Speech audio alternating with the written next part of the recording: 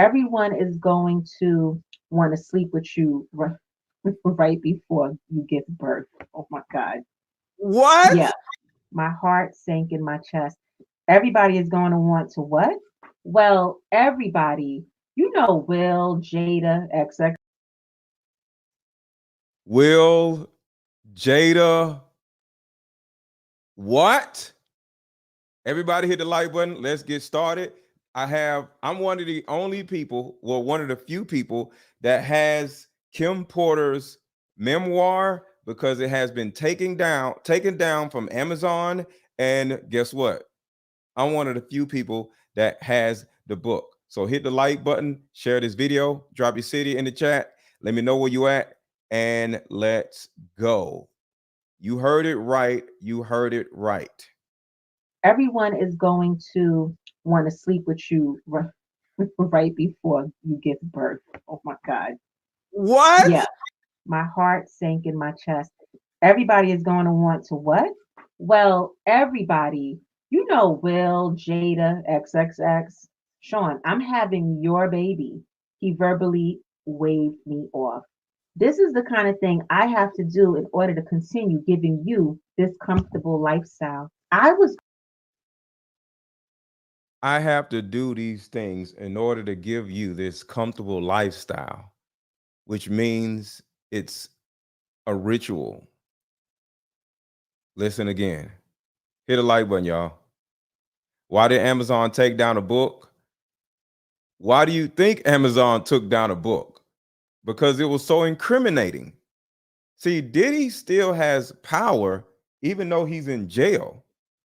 He might not have as much power, but Diddy still has power while he's in jail. So you got that. Drop your city in the chat. Let me know where you at. Drop your city in the chat. Let me know where you at. Drop your city in the chat. Let me know where you at. this comfortable lifestyle Hold on and back it up a little bit. Drop your city in the chat. Let me know where you at. to continue giving you this comfortable lifestyle. I was going to be gang banged at 9 months pregnant. I just blurted it out. I'm pregnant. The air in the room was as thick as J-Lo. He was quiet. What is he thinking? So real quick, um, she let's just say this. Um, Kim Porter was forced because she didn't want to do it to have a blank bang, gang, you know, I just want to make sure I say enough words, bang, um, with a group of people when she was 9 months pregnant. 9 months pregnant. But that's not even the craziest. Well, that is the craziest part. It was a ritual that Diddy felt like he had to do for whatever reason in order to continue, I don't know, being rich or being powerful, having power over other people or whatever. So, yes, you heard it right. Uh Bang with multiple people right before she gave birth to these twins. And there's rumor, and the rumor is actually from her because she said in her book, she said this in her book. I hope these are Sean's children, which is Diddy. I'll say it again. She literally said, I just hope that these, well, when she realized she's about to get pregnant, have a baby. I just hope these twins are by Diddy because they were sleeping with everybody. So the baby could have been anybody's. So I want to ask y'all this. Do these babies look like they are by Diddy? In my opinion, they look like they are by a male version of Kamara Lee Simmons. Mr. Lego, thank you for sharing this with us. Thank you I appreciate you, Joy. I appreciate you for being here, Joy. But make sure to go to Mr. Lego on YouTube because you're gonna miss the videos. Go to Mr. Lego on YouTube. You're gonna miss the videos. So, yes or no? Let me know in the chat. Do you think these babies look like they are by Diddy? This looks like a male version of Kamora Lee Simmons had a baby with her. They look just like him. Okay. All right. Have you seen them in 2024? Oh, okay. So I haven't seen them as adults. I haven't paid attention to them as adults. All right. So I'm playing a little bit of this and I'll look up the kids and then we'll go from there. Not look them up, but to see if they look like Diddy. He asked the obvious question, "Are you sure?" I spoke rapidly. "I was on the pill. I'll get rid of it." "Wonderful. This is great." I was so confused. "Huh? You're not mad?" He laughed. "Mad? No. Why would I be mad at this wonderful news? I'm going to be a dad with the woman I love bearing my child. What could All right, y'all. Y'all already know what I'm about to say. Y'all got to hit the like button. Get these likes up. Get these likes up. We got 235 people in the building already. That's dope. Get these likes up so we can get 600 people in the building. Y'all already know if everybody hit the like button all at one time, the live viewers will triple within the next 10 minutes. So for all of y'all and for me, everybody take a second and hit the like button right now. Because if everybody hits the like button all at once, the live viewers will triple within the next 10 minutes. But if y'all don't, the live viewers won't triple in the next 10 minutes. So let's go. Hit the like button. possibly be better?" He jumped right on the phone and called one of his besties. I could hear Will Smith congratulating him. Sean said, "Yeah, definitely. Hold on, Kim, baby." I was still in awe of the fact that he didn't get angry. And yes, I will admit, I was sure he was going to hit me. So it was with relief when I replied, "Yes." He told me excitedly, "We got to have a party." His excitement was contagious. I was really excited too. "Yes, agenda reveal." And he cut me off. "Yes, of course, we're doing all of that. Everyone is going to want to sleep with you right before you give birth." Oh my God. Somebody said, where can I buy the book? I don't know, but I don't think you can buy the book. I might be wrong, but I don't think you can buy the book. So as of right now, the only place you can get this big book from is here. As of right now. Somebody else might have the whole book because some people may be taking excerpts out of the book. She read the entire book. So according to my knowledge, I'm the only person that has the audio version of the entire book. I'm the only one that has the audio version of the entire book, but I may be wrong. Yes, Google and type it in the title. Look, but try to buy it. It doesn't show it when you try to buy it. But I might be wrong. It may have went back up, but from the last time I looked, I couldn't find it. All right, so let's go. All right, hit the like button, y'all. The views are going up. Hit the like button. What? Yeah. We can't make this up. Hold on. Let me just read that again. We gotta have a party. His excitement was contagious. I was getting really excited too. Yes, agenda reveal. And he cut me off. Yes, of course, we're doing all of that. But everyone is going to want to sleep with you right before you give birth. My heart sank in my chest. Meet up at a coffee shop and play this fun dating card game. We'll have fun and see if we're compatible all at the same time. Ooh, what's the name of the game? It's called Deeper Discussions. I'm down. Okay, meet you at 6. Fellas, buy this card game. Ladies, buy this card game. Buy about 2 or 3 card games. The main reason why people can't stay together isn't because they don't like each other no more. It's actually because their present family issues come up or their past family issues come up. But when you play deeper discussions, you'll be able to understand a person's family issues up front. This game can be played with either 2 people or an entire group. So have fun. Question number 1. Name a time when money was the main factor why a relationship went bad. Deeper discussions, dating edition. Again, these cards are good for vetting a potential boyfriend, a potential girlfriend, a potential husband, a potential wife. The texture of these cards are so soft and silky, by the way. Like they ain't gonna really get wore out. Durable. A dating card game for introverts who have a hard time asking the much needed compatibility questions. Deeper discussions, the card game. All right, back to the video. Want to what?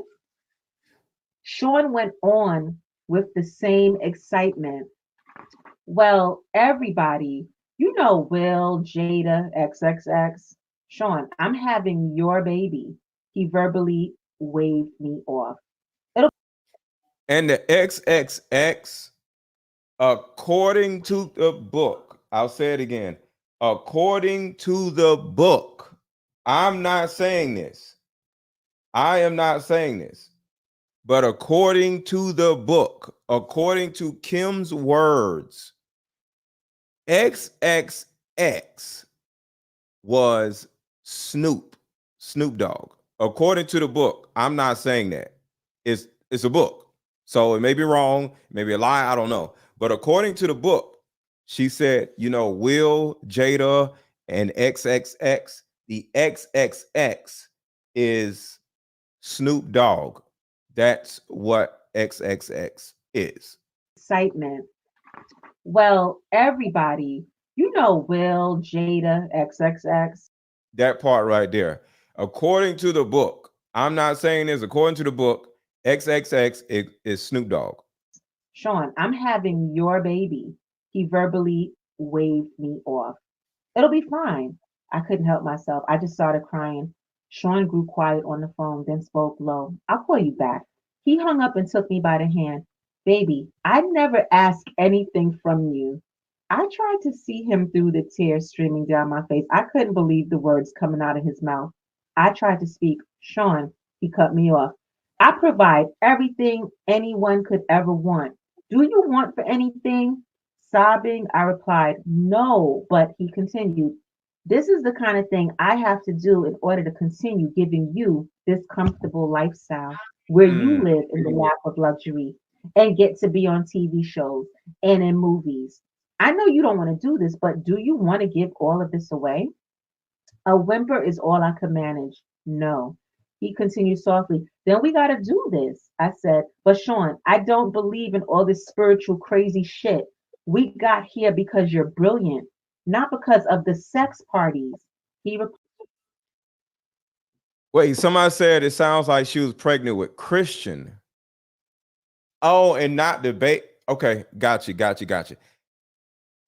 No, this was when she was, Christian. Okay. The only kids that Diddy has with Kim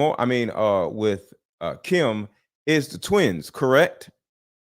So this was when she was pregnant with the twins, unless she has another baby by Kim, but I think this is the only baby that, as far as I know.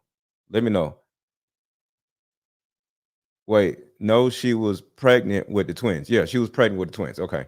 Kim had 3. No, Christians is theirs too. Oh, so Christians is okay. So Christian is the son of Diddy. Okay, so does Christian? So okay, because I got the whole video, of course.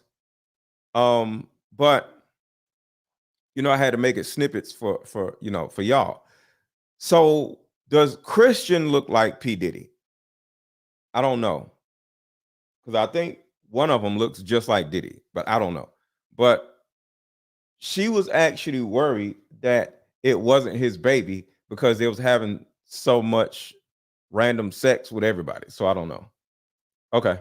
I'm just helping y'all out because I don't know. Why? Do you trust me? I did. My soul was so broken. I did. I responded, yes. He sighed as he said, then let's do what we need to do to keep what we have.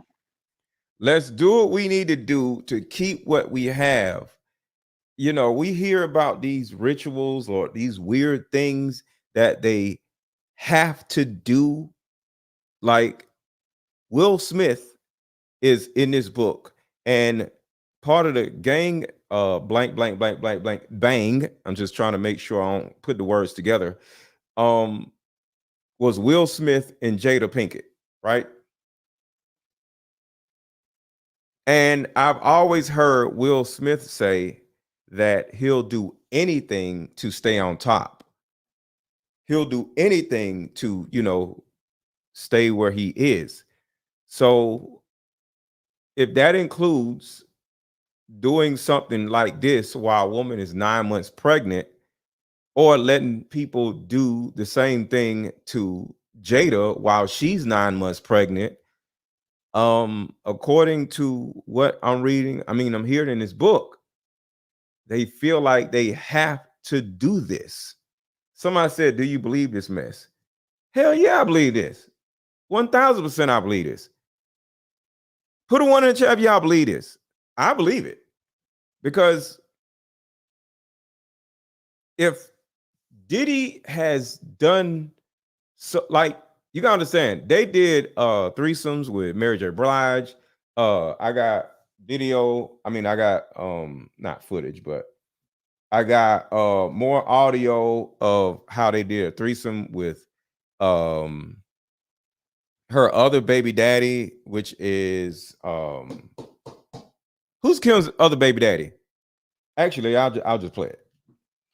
We'll come back to this. I'm gonna play this part right here because somebody asked, do I believe it? And the answer is 1000%. Listen to this.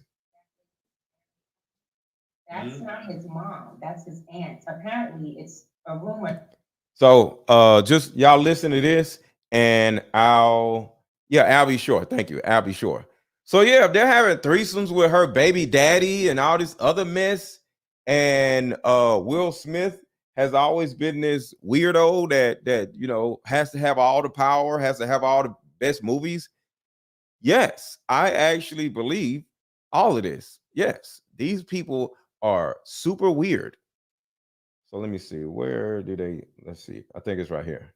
Them from back then is out here saying. You're saying that is a possibility that Janice Combs is his. Okay, so I'll let y'all hear this too. This is another part. That lady, Janice Combs, that's not his mom. That's his aunt. Apparently, it's a rumor that some people from Harlem that actually knew his dad and was around at that time, they are saying that the story that they're telling is a lie. Diddy's mom and dad were both killed together, and that woman is actually his aunt. What? Yeah. But that's just something that some people who knew that. So Janice Combs is this woman. Women with some shady characters. However, she was hooking up young women with some shady characters. However, it all came crashing down when one of the hustlers allegedly did something unspeakable to one of the young women. Rumor has it that Janice. Everybody hit the like button. Where are my likes? Can anybody tell me how many likes we have? We need to get these likes up. I already know they low because I don't even know what they are. But can y'all please hit the like button to the new people that just came in? Thank y'all. Everybody hit the like button. Everybody hit the like button. Everybody hit the like button. Managed to evade any charges thanks to her late husband's connections to law enforcement. So if all these rumors are true, it really makes you wonder if this is one of the reasons Diddy appears to have twisted relationships with women. The story goes that so right here, we're talking about Janice Combs for a second, and then we won't get back to everything else. But according to what is going on in New York, Janice Combs is his aunt and not his mother. But listen to what Janice Combs did to Diddy right here. Janice was allegedly pushing Diddy to do whatever it took to climb that ladder of success, with some even claiming that she encouraged him to cozy up to powerful men, letting them use him to get ahead. Y'all hear that, right? She did this to Diddy, whether she's his aunt or his mom. Even claiming that she encouraged. Wait. You didn't say only 38. If y'all don't hit the freaking like button, wait, what? Hold on. Can y'all? And I know the show just started. I understand that. I need every single person watching to hit the freaking like button. Y'all, bro, y'all tripping. Hold on. I know it ain't. Hold on. This can't be true. This can't be true. I understand that y'all just came in and y'all are enjoying the video, but how many likes I got? I understand that y'all just came in. Hold on. Okay, I don't know why somebody said 38 likes. No. So we got 217 likes and we got 540 people watching. Okay. Okay. I was about to say. So thank y'all for hitting the like button. So I want to say thank y'all first, but we need about 300 more likes. So anybody that is watching who has not hit the like button, please hit the like button because I'm talking to you. You're the person I'm talking to. Hit the like button, please. It's probably because you're talking to more than oh, okay. All right, so let's get back to it. So this is what his alleged mother or his aunt did to P. Diddy on why he's so crazy. Him to cozy up to powerful men, letting them use him to get ahead, only for Diddy to turn around and allegedly do the same to others. And when Diddy started showing some seriously troubling signs, think anger issues and other disturbing personality traits, Janice allegedly egged him on to be ruthless. But here's where things take another sinister turn. Even when Diddy's anger turned on her, Janice apparently didn't lift a finger. According to Diddy's former bodyguard, Gene Deal, Kirk Burrows, a former executive at Bad Boy, witnessed Diddy putting his hands on Janice. You know, Kirk Burrows was like, yo, man, I should have saw, he told me he should have saw this coming with Cassie and the way he treated women when he slapped his mother. Okay, I'll put it like this. Gene Deal said slapped his mother. So I'm going to say I believe that's his mother and not his aunt. Because out of all people, wouldn't Gene Deal be the person that knows whether it's his mother or not? But Gene Deal may not even know. So I don't know. But this is what is being said in New York. That lady, Janice Combs, that's not his mom. That's his aunt. Apparently, it's a rumor that some people from Harlem that actually knew his dad and was around at that time, they're saying that the story that they're telling is a lie. Diddy's mom and dad were both killed together, and that woman is actually his aunt. Okay, so Rhonda says Amazon has it. She's just saw it. Okay, so it is on Amazon. So everybody go buy the book from Amazon to support her family. Okay, they took it down at some point. Love your chat listening from Canada. Thank you. I appreciate you. That's why he was that's why he was comfortable slapping her. I don't know. I don't know. But this is what is being said in Harlem. What? Yeah. Sorry. It's loud as hell. That's just something that some people who knew them from back then is out here saying. You're saying that is a possibility that Janice Combs is his aunt, right? Because his actual mom got deleted along with the dad. Okay, there's some people in Harlem who apparently they know the real story, and they're like, the story that they're telling is bullshit. That ain't the real story. So yeah, he and Clive would hang out a lot, but I didn't think anything of it. I mean, that was his boss, and he was doing things bigger than most men did. Him and Clive, right? And Clive Davis is literally in this video that I was just showing y'all right here, where this is who she hooked Diddy up with initially, right here. This was with Clive Davis. Listen right here.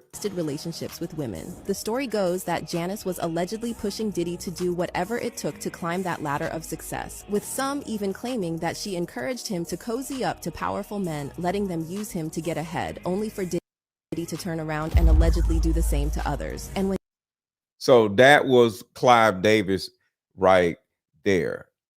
All right, so let's get back to the actual original audio. He pulled me in to hug him. Thank you, baby.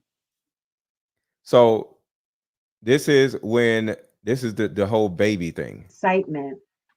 Well, everybody, you know Will, Jada. The name of the book is called Kim's Lost Words. Kim's Lost Words. On with the same excitement. Well, everybody, you know Will, Jada, XXX. Sean, I'm having your baby. He verbally waved me off. It'll be fine. I couldn't help myself. I just started crying. Sean grew quiet on the phone, then spoke low. I'll call you back. He hung up and took me by the hand. Baby, I never asked anything from you. I tried to see him through the tears streaming down my face. I couldn't believe the words coming out of his mouth. I tried to speak. Sean, he cut me off. I provide everything anyone could ever want. Do you want for anything? Sobbing, I replied, no, but he continued. This is the kind of thing I have to do in order to continue giving you this comfortable lifestyle where you live in the lap of luxury and get to be on TV shows and in movies. I know you don't want to do this, but do you want to give all of this away? Do you want to give all of this away? It's crazy. So if you don't do this, everybody loses money. This is some ritual stuff. A whimper is all I could manage. No. He continued softly. Then we got to do this. I said, but Sean. That means she was complicit right there. He literally asked her, do you want to give up all of this money, all of this star power, you know, being on TV and movies? She could have said, yes, I'll give it all up for the sake of my baby. So Net said she had no choice. Understood. But to a certain degree, she literally said, I don't want to give it up. She said, I don't want to give it up. I don't want to give up this lifestyle. So I don't believe in all this spiritual crazy shit. We got here because you're brilliant, not because of the sex parties. He replied, do you trust me? I did. My soul was so broken. I did. I responded, yes. He sighed as he said, then let's do what we need to do to keep what we have. As I nodded yes, he pulled me in to hug him. Thank you, baby. We're going to have a beautiful baby. He ordered me some food, and that night I cried myself to sleep. I was going to be gang banged at 9 months pregnant. Golly. Everybody hit the like button. Quick commercial break. We'll be right back. Help every woman watching, regardless. I just came up with a solution that will help every woman watching, regardless of age, regardless of background. See, in my 7 years of coaching women, the number one thing that I hear in my coaching sessions is her issue or tumultuous relationship with her mother. So what I've done is come out with a card game that will actually help mothers and daughters come back together. We have to get to the source of a woman's pain, her inadequacies, her insecurities, and heal that little girl inside of her before she goes out in the world as a woman. I call Like Mother, Like Daughter, therapy in a box. Therapy in a box is 50 questions for the daughter to ask the mother, questions that you always wanted to ask. And it's also 50 questions for the mother to ask the daughter. But when you're able to ask the questions that you always wanted to ask to your mother, without her getting upset, without her pulling rank on you, the lines of communication are now open. When women are finally able to forgive their mother, forgive their father, forgive what happened to them, and most importantly, hear her mother's side of the story, that she never divulged to you, relationships outside of the household would then blossom. Because for most women, there's a hurt little girl inside of her that never had an opportunity to be seen or heard. All of the resentment, the lack of being heard, but all that stops when you buy my new Like Mother, Like Daughter card game. Order it now. The link is under this video. Click the link and let's start healing.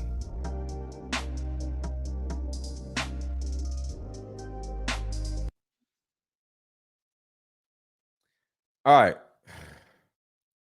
This is sad, y'all. So, Out. all right. So for the people who missed it, I'm going to play a little bit of it and then we'll go back and fast forward. Everyone is going to want to sleep with you right before you give birth. Oh my God. What? Yeah. My heart sank in my chest. Everybody is going to want to what? Well, everybody, you know, Will, Jada, XXX.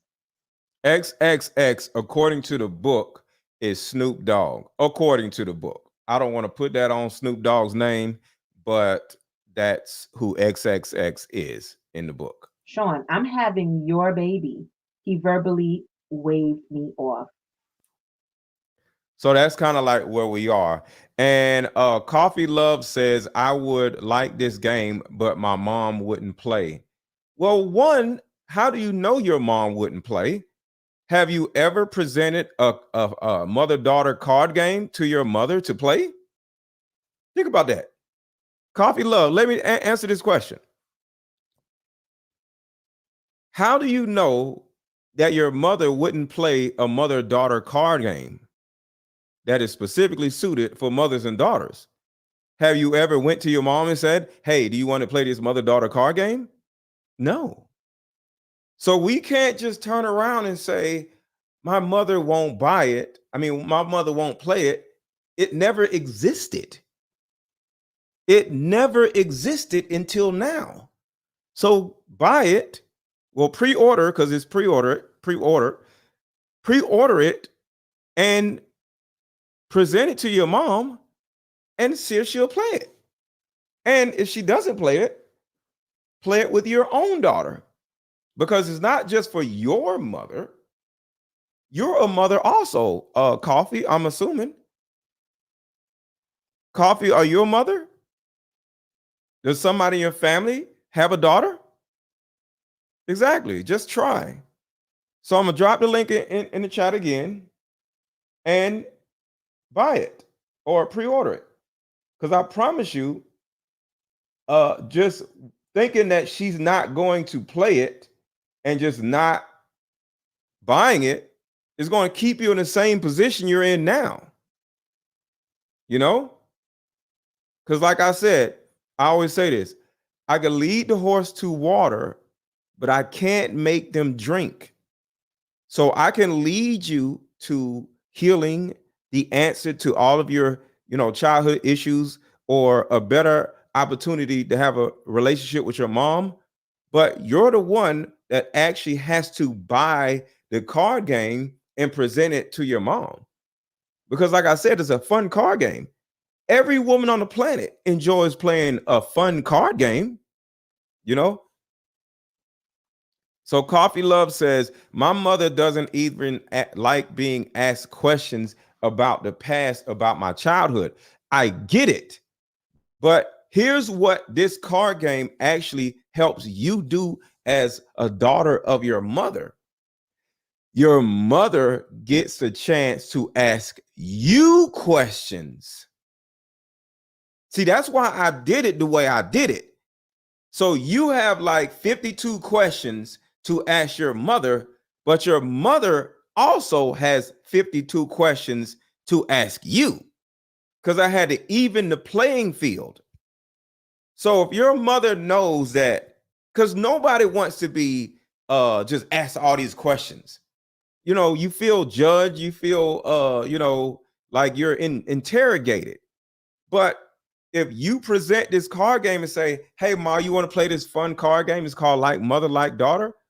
What is that about? Well, it's 52 cards for you to ask me, and then it's 52 cards for me to ask you. So we can kind of like ask each other questions about stuff. Now she's like, Okay, let's do it. Because nobody wants to be in an inquisition. Hey, I want to ask you 50 questions about my childhood. Nobody will want to play that. But if mom can ask you questions, and the questions that she's asking you are helping her, now she might be like, let's go, let's play it. So give an example of the questions. Okay, let's do that. And we're going to get back to the conversation, but somebody wants to know what are the sample questions. So let's do this. And Diddy passed me. What? Passed me? Diddy passed me. Okay. So I'm going to give you examples of what the mother questions are. One of the questions is, grade me as a parent from A, B, C, or D. And how could I get extra credit to get a better grade? That's a question that mother would ask the daughter. Another question is, what do I owe you as a mother? Was there any emotional deficit that needs to be repaid? Another question is, what type of parent have I made you into? Yeah, get tacos and y'all hang out and just play the card game. Another question is, describe the power struggle between us. And these are the mother questions. I'm not even talking about the daughter questions. Another question is, do you think it was my way or the highway kind of thing? Or do you think I was open to hearing your perspective? See, these are some great questions for you to ask your mom. Coffee Love, just pre-order the card game and give it a try. Thanksgiving is coming up. Y'all about be around all these family members. This is a good opportunity for y'all to have some fun. So, hey, the link is in the chat. It's up to y'all. Like I said, all I can do is lead y'all to the water, but it's up to y'all to actually drink. I'll buy it for me and my daughter, but my mother would tap out. It's okay. The thing about it is, if your mother won't play it with your daughter. See, this is a 3-generational card game. It's a multi-generational card game. Coffee Love, you making all kinds of excuses. Now you talking about you don't celebrate the holidays. Buy the card game so you can heal, or don't buy the card game and not heal. Like I said, it is what it is. All I can do is give y'all opportunities to grow. What's going on, Tanya G? All right, so let's get back to it. I was going to be gangbanged at 9 months pregnant. I want my children out of this life. My child's going to have a good biblical name, a heavy Christian name. They are not going to take his soul.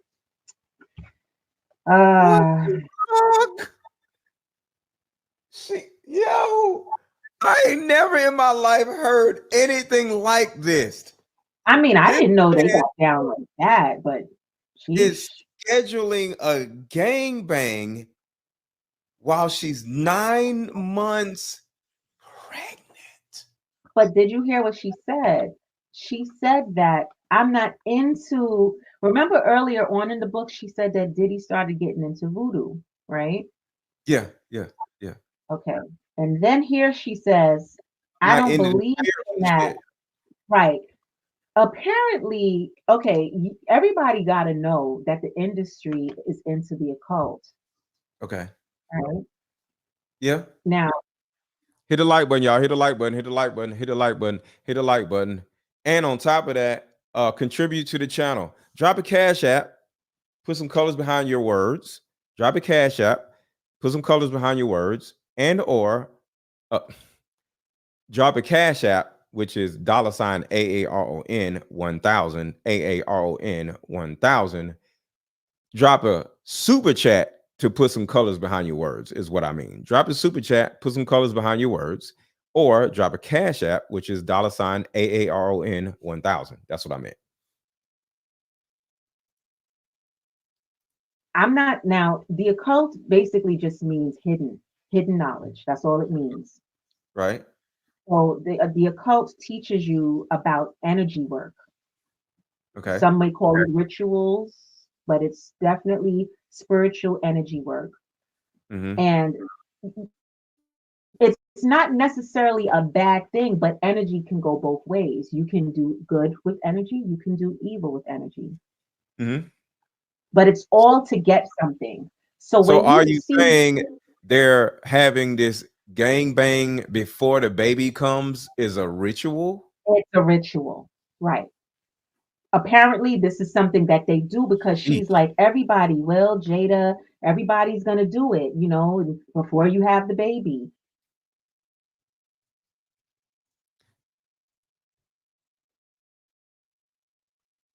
He has been an addict for 15 years. Asked what he prefers to use. Damn it, this is too low. Can y'all hear this? Is this too low, y'all? Someone said, I'm sure he's on the bleeding edge of whatever it is out there that can get you really up there. I had anonymous conversations. Can y'all hear this or no? Is it too low? With several people who know Diddy really well. People I trust to give me an unbiased view of him. One of them told me the last time I saw him, there was nothing behind his eyes but a vapid darkness. Diddy's years-long perpetual. Yeah, it's low as hell. All right, it's too low. Hold on, let's see. Diddy rabbit hole.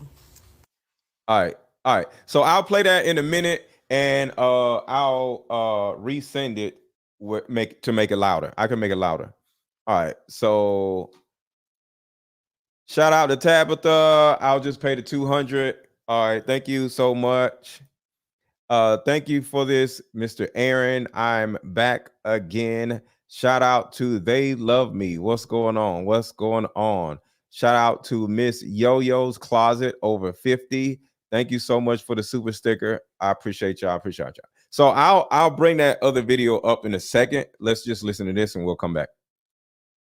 I know y'all sick of me reporting on Diddy, but I actually got some information that I want to share. I know a lot of you guys are familiar with Tissa Tails. You have to go to her YouTube page, subscribe, because she... Shout out to Tissa Tails. Be giving it up. So, Dame Dash did an interview, and in that interview, he low-key gave up some tea. So a lot of people were looking at Clive Davis as the one that's been funding Diddy's, ventures. I didn't think that he was funding Diddy's ventures. I just feel like he had an idea of these allegations that came out about Diddy. Like, as long as you're making me money, I don't care about what you do. You making me millions, I'm good. But Dame put us on game. The man that Diddy is affiliated with has deep pockets. He's a billionaire. At some point, you're going to make the connection to see where Diddy got his behavior from. So on this interview, he dropped some tea how Comcast wanted black-owned networks. They told Dame to move forward. We need 100 million cash. Dame was... So right here, this is about how these men are getting money. Like how they're becoming rich is all because they're sleeping with white men. Like, my pocket's deep, but it ain't 100 million cash deep. So he said, I bet I'm gonna go make 100 million in content and I'm gonna come back and I'm gonna see you. So how did Diddy, Big Willie, slide up in there and was like, yo, let me get that? Inquiring minds want to know, right? They are referring to this billionaire as Diddy's sugar daddy. They calling him the Godfather. It is said that he is the godfather of Diddy's kids, this billionaire. Meet Ron Burkle, aka Ronnie B. That's what I'm... I was wondering why he didn't hear from artists like Amory and Maya, because Maya didn't play that shit. Maya said, I'm out of here. Maya just disappeared because she wasn't into all this crazy stuff. I'm gonna call him. This where Diddy been getting his money from. So we over here thinking, yo, Diddy getting paid, like Diddy getting money. Yeah, Diddy was getting money because he was getting the money from his artists and he wasn't paying his artists. So let's just put that out there. I hope Jodeci not tired to this crap. Of course, Jodeci is tired of this crap. Jodeci was just as nasty as Diddy was. I knew about how nasty Jodeci was back when Jodeci was singing. Everybody knew about Jodeci. Jodeci was crazy. Y'all didn't know about Jodeci when Jodeci was out? I knew Jodeci was crazy when I was in high school. Diddy's pockets was not deep like that. According to Forbes, when he bought Revolt, that's when it put him in the billionaire status. But this is the money. That's the money guy. Ron Burkle is another one of the men that are like behind all of this crazy stuff. That's where Diddy was getting all of his funds from. Everybody hit the like button. Everybody hit the like button. The people who hit the like button, thank you. But there's new people that just came in. So I'm talking to the new people. So to the new people that just came in, we got about 200 more people that just came in. To the 200 more people that just came in, can you please hit the like button like everybody else did? They're the reason why you are here, because they hit the like button and YouTube sent the video in front of you. So now you're watching this video. So what I want you to do, you 200 new people, to hit the like button so 200 more people will come in, because you just hit the like button like the last 300 people hit the like button. That's how it works on YouTube. So when you 200 people hit the like button, because you have not hit the like button yet, it sends it out to like 200 more people, and then we'll get more people in here. Guess who invested in Sean John clothing line? Right. Shout out to MB. Yes, new here. Very good live. Thank you so much. Make sure to subscribe to the channel also. Make sure to subscribe to the channel. Subscribe to the channel. Guy, that's where Diddy was getting all of his funds from. Guess who invested in Sean John clothing line? Ronnie B. Ronnie B. Ronnie B's net worth is $3 billion. Damn. Ronnie B is rumored to be the person that had lobbied for Diddy to get his star on the Hollywood Walk of Fame. So, ladies, not talking to the men, talking to the ladies. Diddy is selling his booty to men that are worth $3 billion. And because he's selling his booty to men that are worth $3 billion, he has not only a lot of money, but he also has a lot of power. And thank you, Wendy, for subscribing. I appreciate it. Everybody watching, make sure to subscribe to my channel and hit the notification bell. I'm going live about Diddy tomorrow also.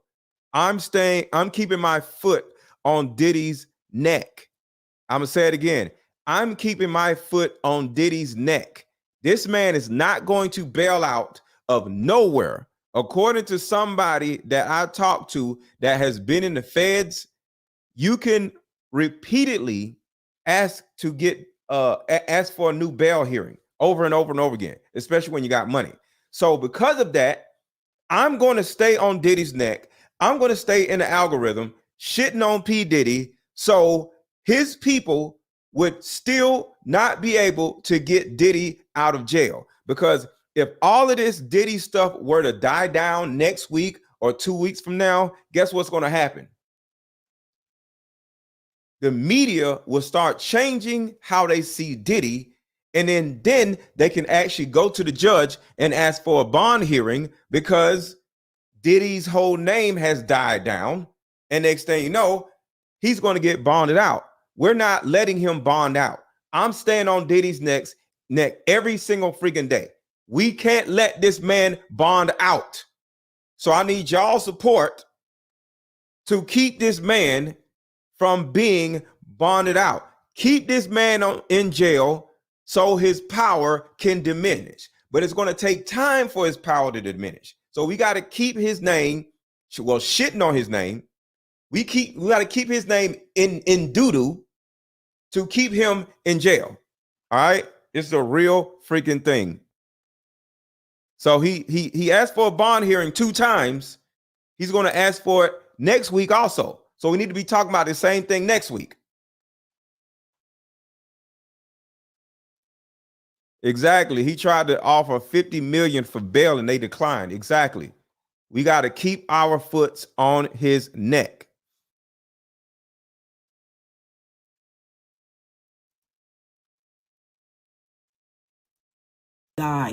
That's where Diddy was getting all of his funds from. Guess who invested in Sean John clothing line? Ronnie B.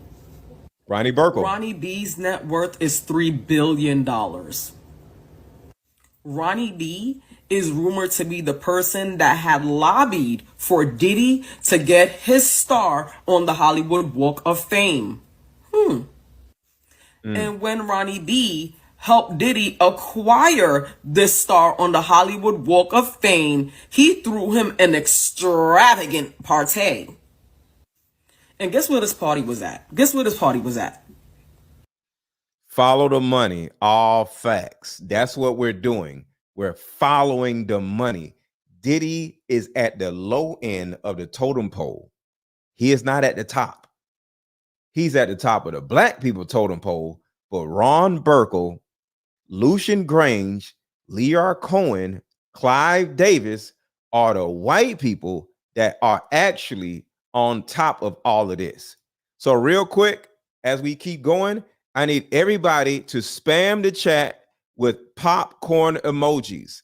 Spam the chat with popcorn emojis. If you're enjoying this show right now, spam the chat with popcorn emojis. Let's go. At his Beverly Hills estate. Y'all can go look it up. Y'all remember seeing these pictures floating around? And I was like, why is he dry? You know what? Like, I was like, he's doing too much. Well, this is Zach posing. That's who Diddy was in the last photo. But who is Zach posing? Another billionaire. 23-year-old fashion whiz Zach Posen caught the eye of P. Diddy as the hip-hop mogul was going all in on apparel. The two struck a joint venture deal that had Sean John investing in Posen's design company and becoming an equal partner. You like, damn, Diddy pockets is like really fat. Nope. No, it was him sugar daddy. Yep. He went to his sugar daddy and was like, to prove to you that Ronnie B invested in Zach Posen, let me show you. These black men that y'all idolize that look like they got a lot of money, these black men have real life sugar daddies. Fellas, y'all want a rich sugar daddy? Any men in the chat would be okay with having a billionaire sugar daddy that will make you look rich and get a bunch of women to, you know, because you got to think about this. Diddy slept with J-Lo, Cassie, Kim Porter, Mary J. Blige, and probably every other fine, pretty woman on this planet. Would you let a billionaire dude be your sugar daddy, fellas, in order to sleep with the most beautiful women in the world and have all of the status that you ever wanted? Fellas, I don't want it. I personally would not do it because I could be my own sugar daddy and just work hard and get everything I want out of life by my own sweat.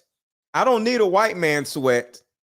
I can use my own sweat. So I'm my own sugar daddy, and I'm using my own sweat in order to grow and conquer the world. I don't need no white man sweat.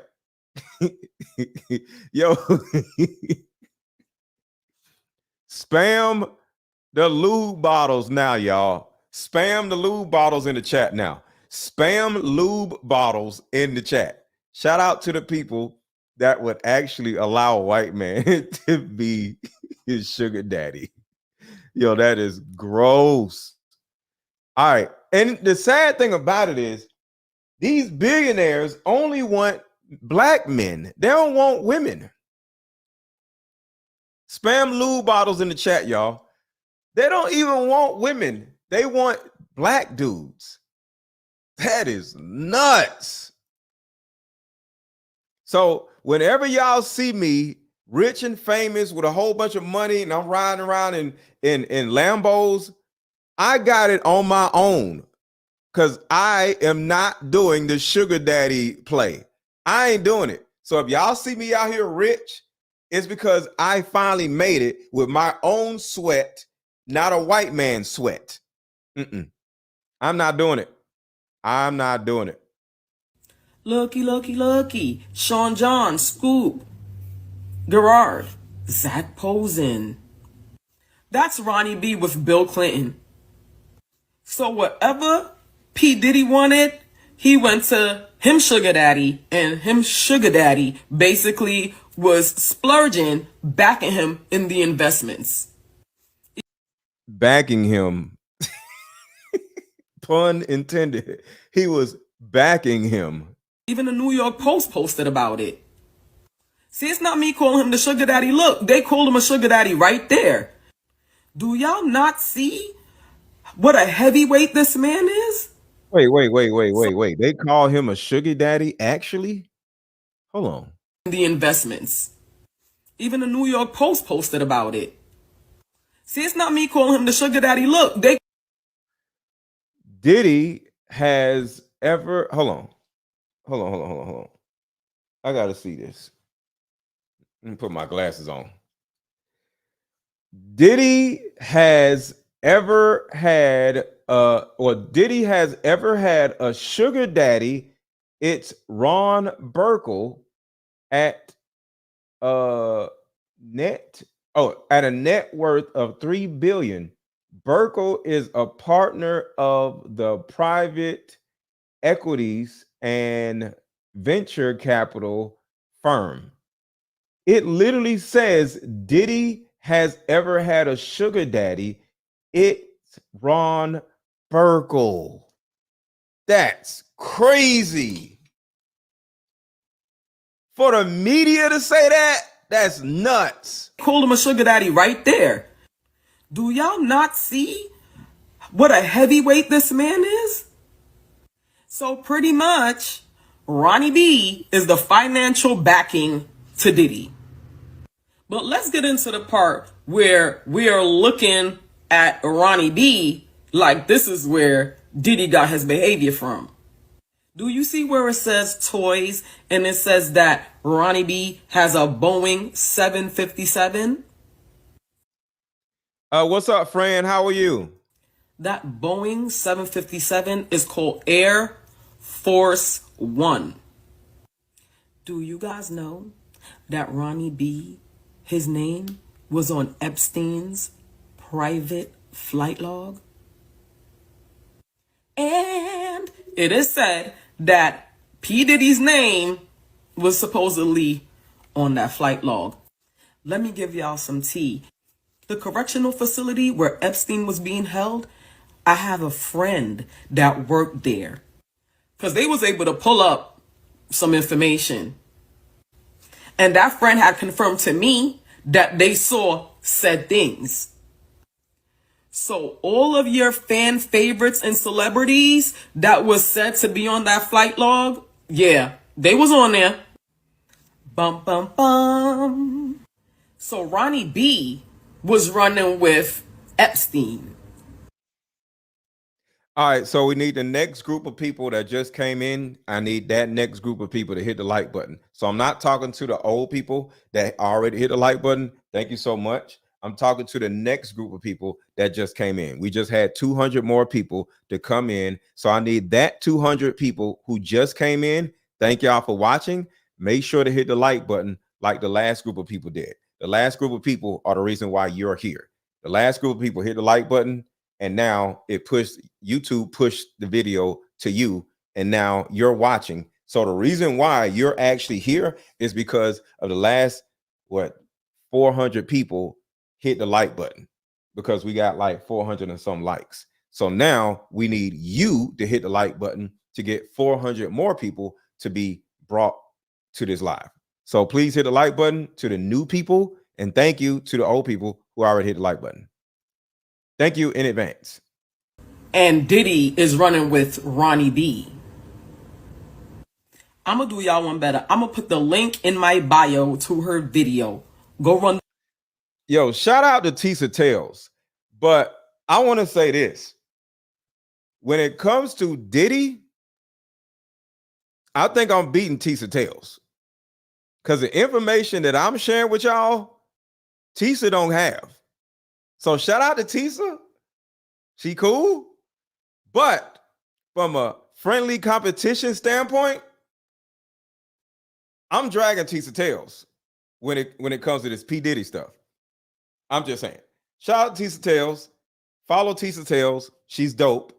But I am dragging Tissa Tails when it comes to this Diddy stuff. So she probably got more subscribers than me, but I'm dragging her when it comes to this P. Diddy stuff. Because the stuff that I'm sharing with y'all right now, she ain't even got. She ain't got the book. Who had it first? Tanya, G. I had it first. And she does not have the audio from the book. I can literally play the whole audio right here. She can't do that. Going to want to sleep with you.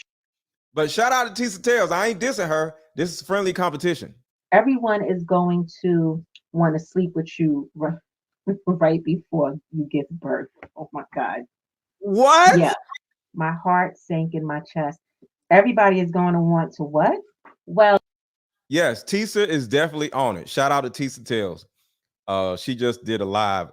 She did a live read, but we did a live read 2 days before she did a live read.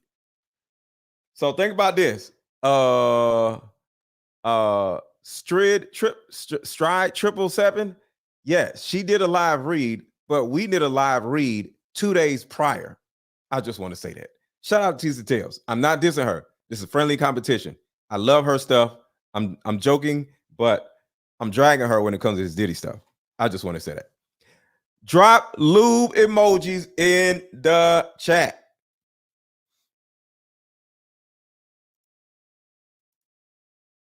Everybody, you know, Will, Jada, XXX, Sean, I'm having your baby.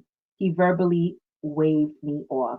This is the kind of thing I have to do in order to continue giving you this comfortable lifestyle. I was going to be gang banged at 9 months pregnant. That's crazy. All right, let's keep going. I got more excerpts from the book. But I wanted to play this right here while we're talking about Ron Burkle and all these white people. That the music industry has a really dark side. But see, you probably know that already. But how deep does the rabbit hole really go? In this video, we'll be diving deep into the rabbit hole of the music industry. Now, it's interesting with all the documents that have been coming out about Diddy, right? Because there is no...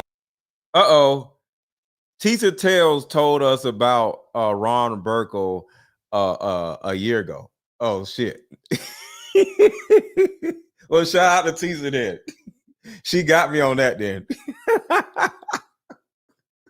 Okay, so Tissa was talking about Ron Burkle a year ago. She got me on that one then. All right. Who's narrating the audio book? Her name is Fifth House. She may be watching now. Shout out to the Fifth House. She did so much of a good job. Her voice is so soothing. no longer any mention of any minors in those documents, right? But there's also no mention of an individual named Lucian Grainge. But we'll get to Lucian here in a second. And as you can see in the indictment, prosecutors allege that since 2008, supposedly, that Combs has been part of a criminal organization that engaged or attempted to engage in sex trafficking, forced labor, kidnapping, arson, bribery, obstruction to justice, and other offenses. But it's really interesting over the years who Diddy himself decided to associate himself with, which just so happens to ironically be a lot of people that just so happen to be on the Epstein list. But I'm sure that's no surprise to anybody. But what is really interesting is the fact that Diddy earlier this year just so happened to allegedly hire Bobby Sternheim to replace New York City Attorney Jonathan Davis to represent him in court. Love you too. Love you too. Court, which previously made Epstein list. But I'm sure that's no surprise to anybody. But what is really interesting is the fact that Diddy earlier this year just so happened to allegedly hire Bobby Sternheim to replace New York City Attorney Jonathan Davis to represent him in court, which previously made headlines for defending Ghislaine Maxwell in her sex trafficking case. And allegedly, according to some other reports, Sternheim also previously represented Osama bin Laden's henchman, Khalid al-Fawaz, in his 2015 trial over the 1998 U.S. embassy bombings in Africa that killed more than 200 people. So very interesting person for Diddy to reach out to, right? But it's also interesting because Epstein in himself was renowned to be doing those activities of his own during the 2008 time period. And right in the midst of a lot of this being put out into the public, the 2008 financial collapse just so coincidentally happened. And I'm sure something like that, especially with how big it was, would take a lot of attention off of something like that. But hey, who am I to tell you the obvious, right? But how deep does the rabbit hole with the music industry really go, one might ask? Well, to discover that, we'd have to start looking at somebody like Lucian Grainge. And like I mentioned, Lucian Grainge in himself just so happened to coincidentally take himself out of the court case with Diddy from the allegations that were placed against him, as Lucian himself had allegations against him for financing those Diddy parties. So that's the problem I have with all of this. That is the problem I have with all of this. This whole trial with Diddy is not implementing or what is the word? It's not saying anything about Lucian Grainge, Ron Burkle, Leor Cohen, or Clive Davis. Yeah, Diddy needs to go to prison for life. But all Lucian Grainge and Ron Burkle is going to do is find another puppet and put them in front of us, put some chains on their neck, put them in a Bugatti, and next thing you know, we're going to start following them. And then they're going to start doing all the freak offs and all the other stuff, and Diddy is going to be in prison. Kind of like R. Kelly. R. Kelly was doing all this stuff, and then we put him in prison, and now we got P. Diddy. And next thing you know, P. Diddy goes to prison. It's going to be somebody else. Who's going to be the next? Take that dude with the sunglasses and y'all come to my freak offs. It's going to be somebody else. So the thing about it is, we're not chopping the snake's head off with getting Diddy put in prison. We're chopping the snake's tail off, and the snake can grow another tail. We're chopping the snake's tail off, and the snake can grow another tail. We got to chop the snake's head off because it can't grow another head. Ron Burkle and Lucian Grainge is the snake's head.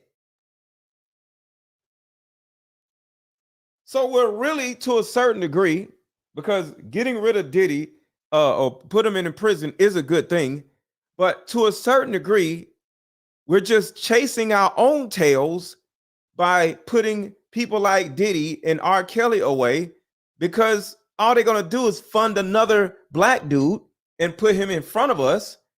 And next thing you know, we're going to start loving the black dude. And then we're going to start following him. And then he's going to start doing all these crazy things. Allowing black men with morals to make millions is the real crime. Yes. Yes. Keyword, black men with low morals. That's the craziest part about all this, y'all. Drake is out here. Y'all know what Drake is out here doing. Drake is most likely gearing up to be the next Diddy. Drake is gearing up to be the next Diddy.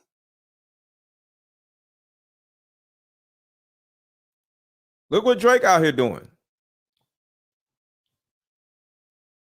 Y'all gonna have me getting carried away again. I get in trouble for shit like this. How old are you? Oh,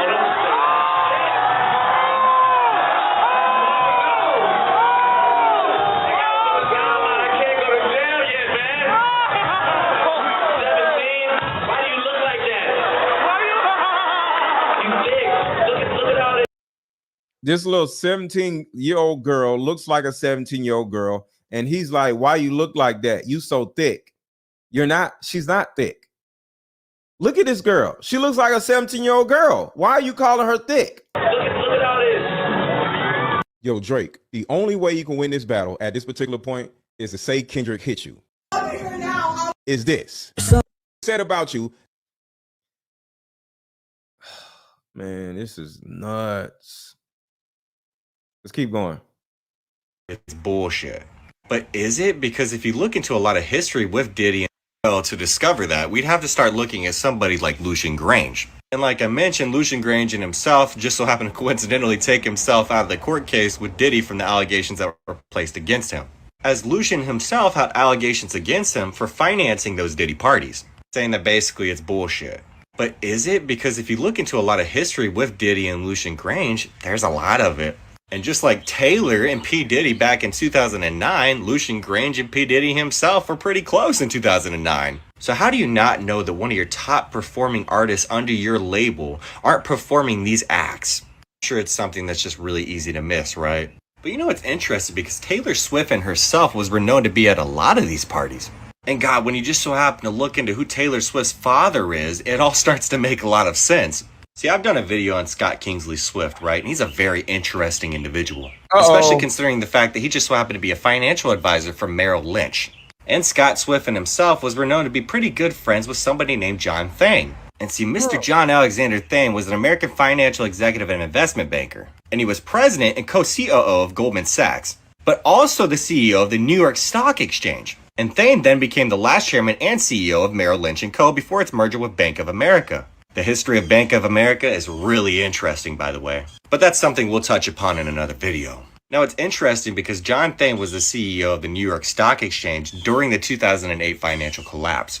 But see, Goldman Sachs was criticized for allegedly misleading its investors and profiting from the collapse of the mortgage market during the 2007 and 2008 financial crisis. This led to investigations from the United States Congress and the United States Department of Justice and a lawsuit from the U.S. Securities and Exchange Commission, which definitely don't just so happen to have a lot of members that just so happen to be on the Epstein list as well. Yeah, definitely not. You definitely can't find anything on that. But you know what's interesting about Taylor Swift and the reasons why I'm talking about Goldman Sachs and Merrill Lynch? Because right when Taylor Swift's career took off, just like in 2006, BlackRock acquired Merrill Lynch's investment managers division, merging the two companies and expanding BlackRock's international and retail presence. But see, Merrill Lynch received a 49.5% stake in the company, while PNC's ownership was halved.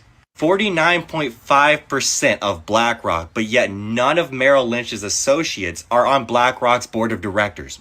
And now Taylor Swift's father just so happens to be involved heavily in the music industry as well. And do you know how much money that people like her father made during the 2008 financial crisis? Let's just say that multimillionaires became billionaires within just a couple of years. So I'm sure it was a lot easier to hide what was going on behind closed doors. But Taylor Swift and herself is a whole nother rabbit hole that we're not going to dive into right now. All right, Midnight says, where's the link so I can come up and talk? I got a lot of jewels to drop on Jay-Z. All right, I'll drop the link. So somebody said they have something to talk about. I don't really want to talk about Jay-Z because I think as black people, we start hating other black people because they got money. And I'm not saying Jay-Z isn't complicit to all this stuff, but I like to focus on keeping Diddy in jail and these white people, not Jay-Z. But if somebody wants to say something about Jay-Z, I'll hear him out. But I don't care about Jay-Z right now because Jay-Z is I got it's a mixed bag when it comes to Jay-Z. But altogether, I don't want to just be running around talking mess about every black millionaire or every black billionaire just because they got money. I need to see your face, Magic, and I'll bring you up.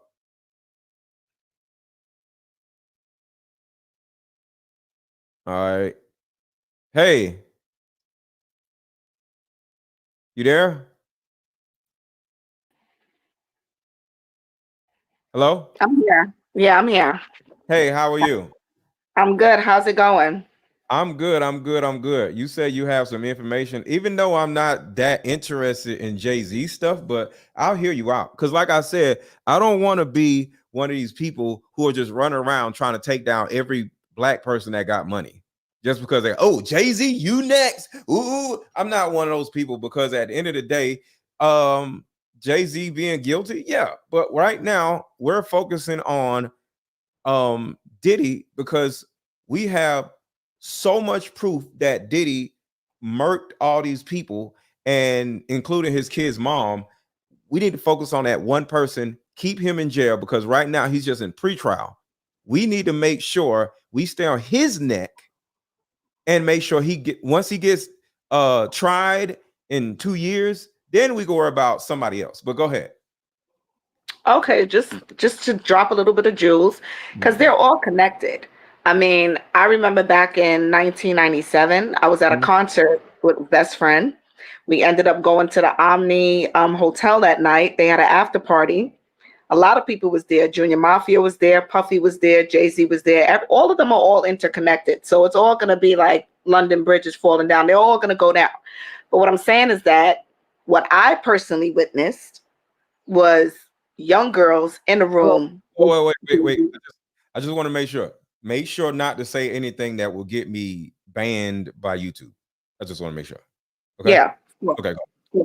But I witnessed, and the female actually was 14. Okay. And she was in the room.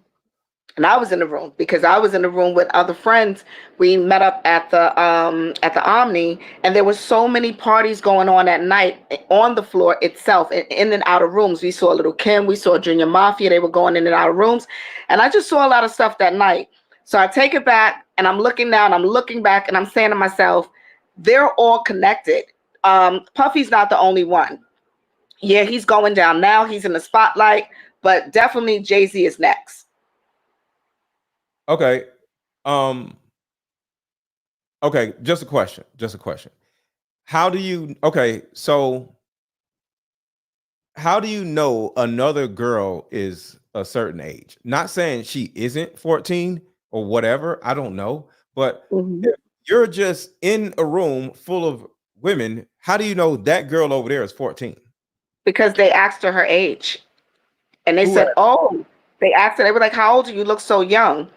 Jay-Z asked her, and she said 14, and I was sitting right there with his DJ.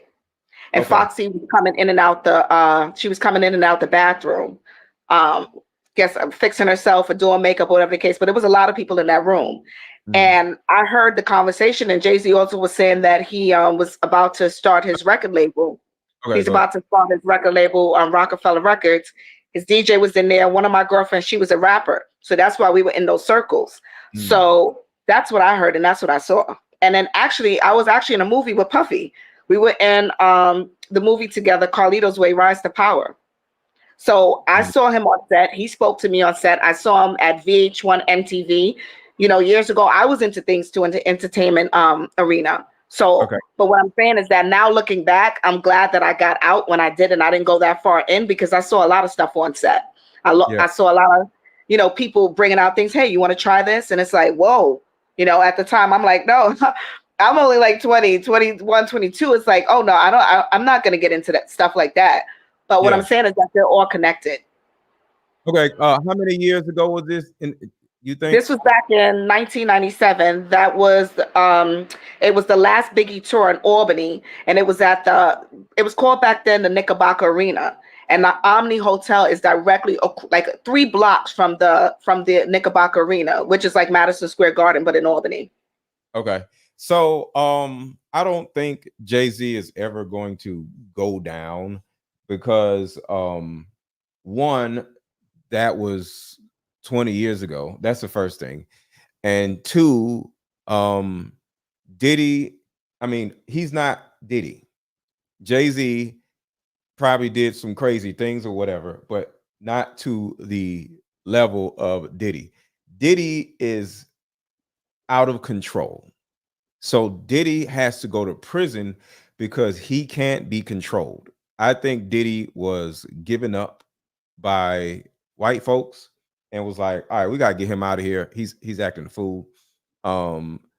Like, you ever heard of bank robbers in the gangster movies where they hit a lick and everybody got a bunch of money, but it's always one dude having all these lavish parties, buying expensive cars, and they're like, yo, what are you doing? You're gonna get out of this Just like car. the Goodfellas when they told him don't buy any minks and stuff like that. So when he came to the club, he was like, "What are you doing?" He was snatching a mink off the wife. Yes, yeah. So Diddy is that guy. So they got to get rid of that loud, boisterous guy because he's going to get everybody else caught. So when you get rid of the loud guy, everybody else is safe. So Jay-Z is never going to jail. He's never going to prison. Nothing's ever going to happen to Jay-Z because he is quiet. Like, Jay-Z never talks.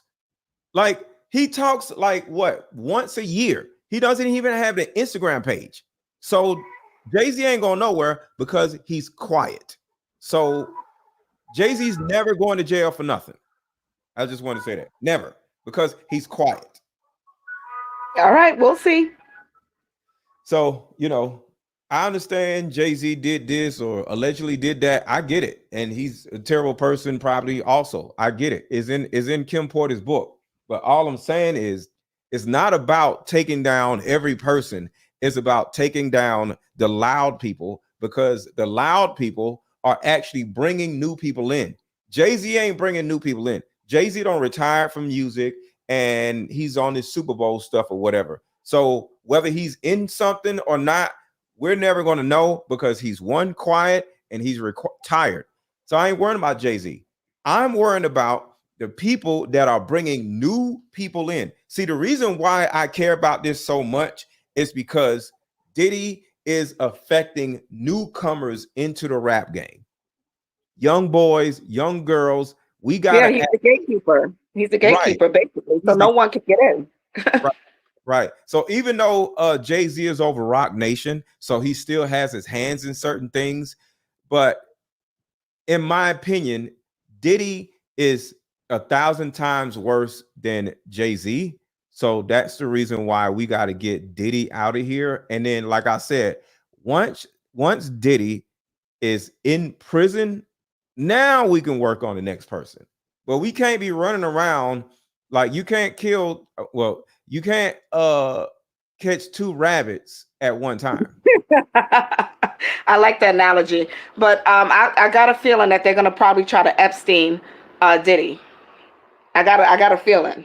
I'm actually okay with that. We just got to get Diddy out of here. I don't care. Diddy has allegedly, according to this book, got rid of so many people, and it wasn't just Biggie and Tupac.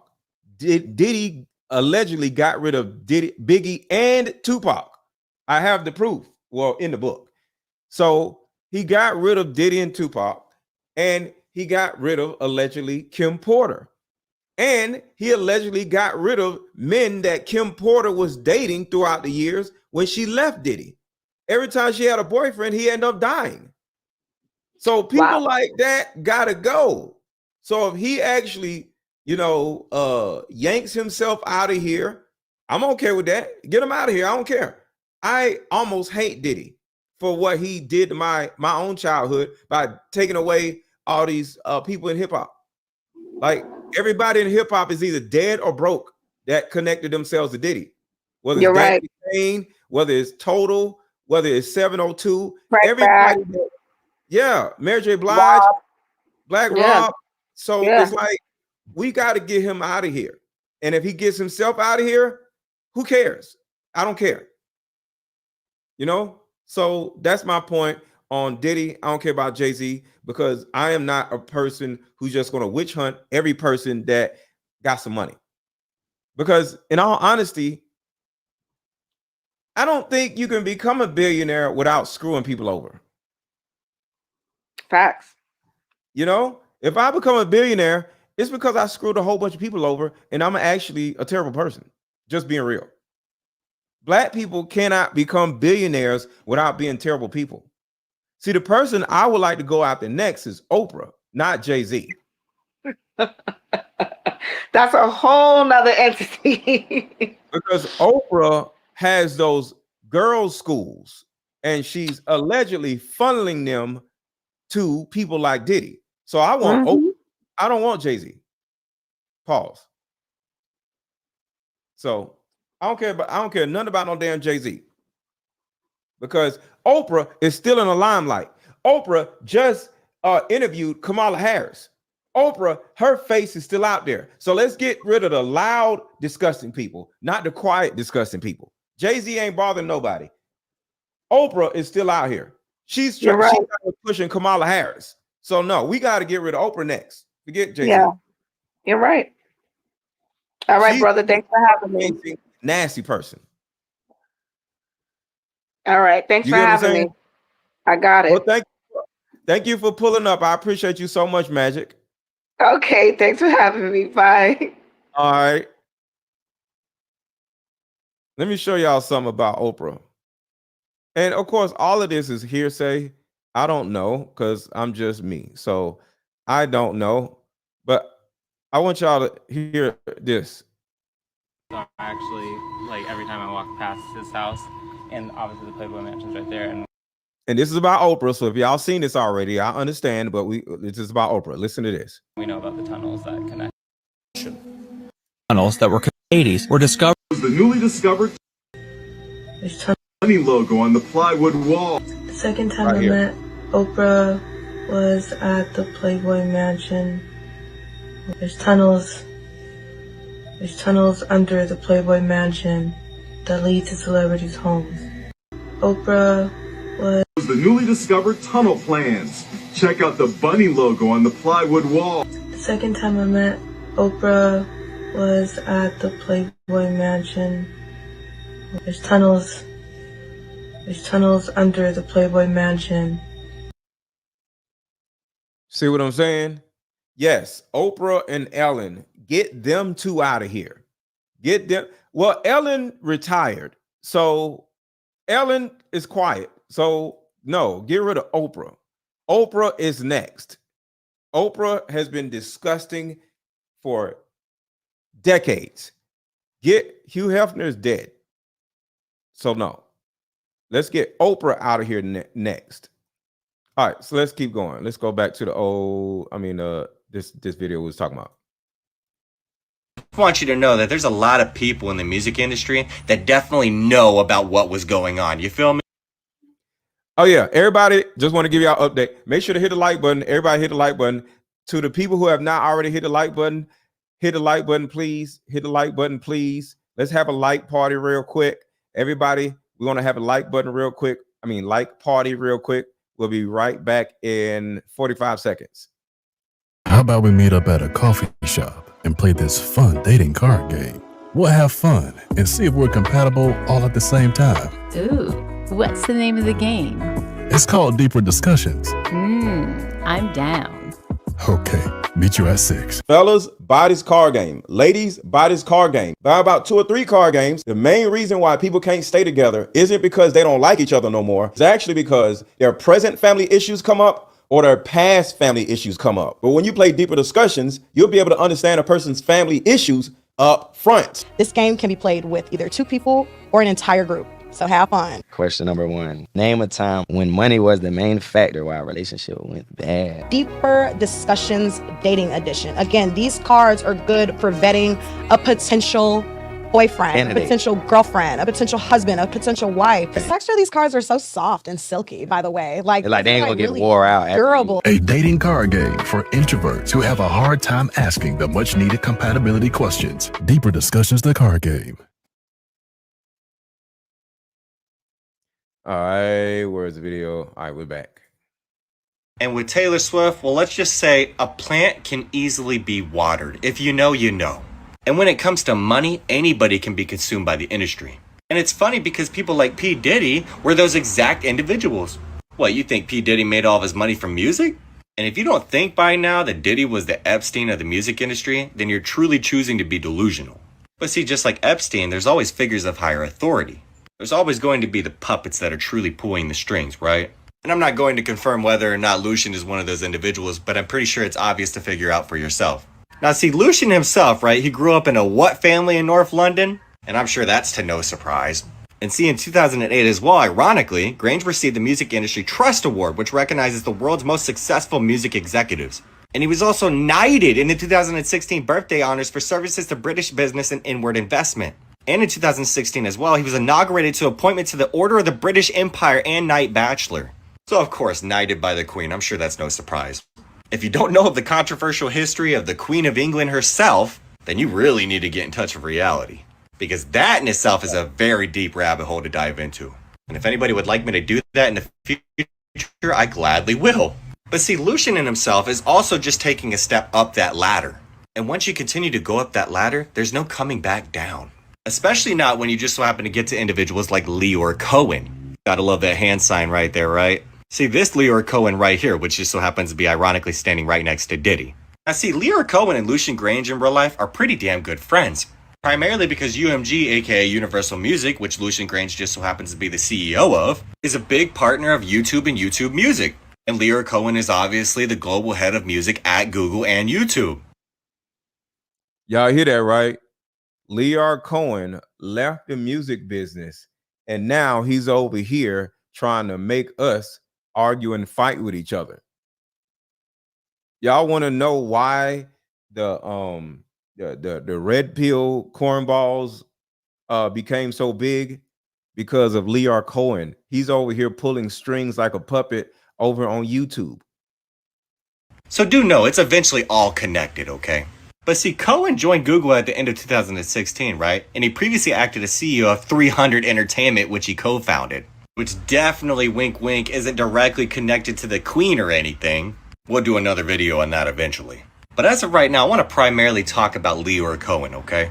See, Cohen worked on the label side of the music industry, like it says here, at companies including Warner Music, we'll get to them here in a second, Def Jam, Island Def Jam, and of course 300 Entertainment, like I mentioned. And see, during that time, right, Def Jam was under Polygram and Universal.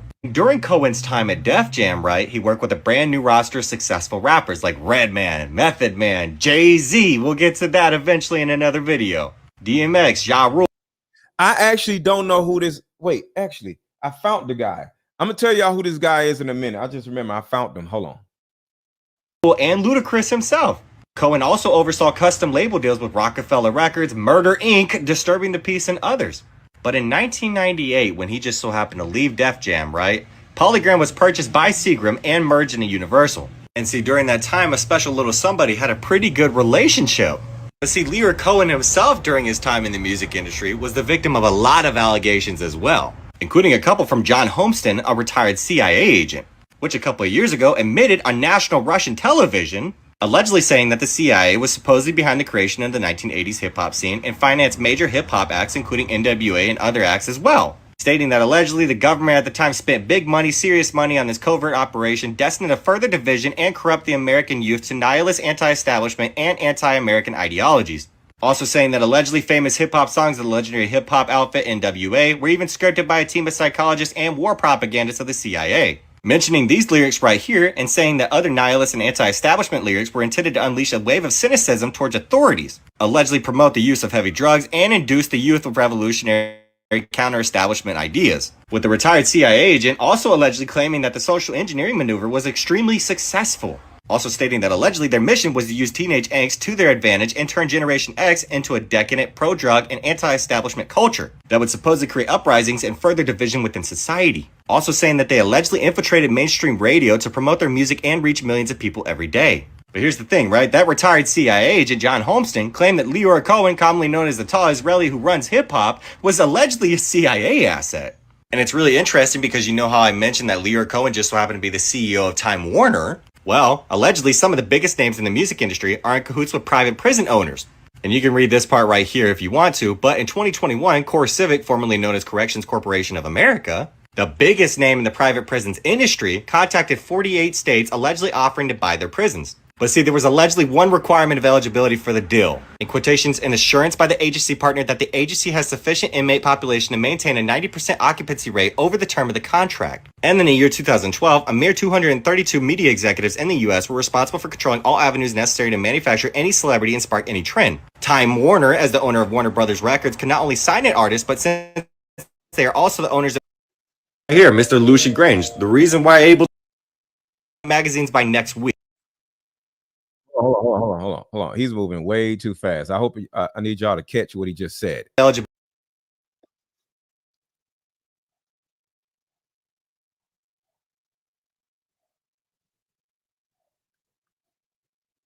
What happened?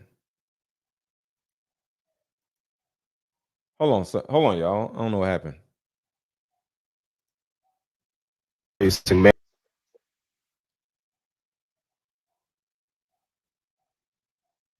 Turn Generation X into a decadent, pro-drug, and anti-establishment culture that would supposedly create uprisings and further division within society. Also saying that they allegedly infiltrated mainstream radio to promote their music and reach millions of people every day. But here's the thing, right? That retired CIA agent, John Holmstein, claimed that Leor Cohen, commonly known as the tall Israeli who runs hip-hop, was allegedly a CIA asset.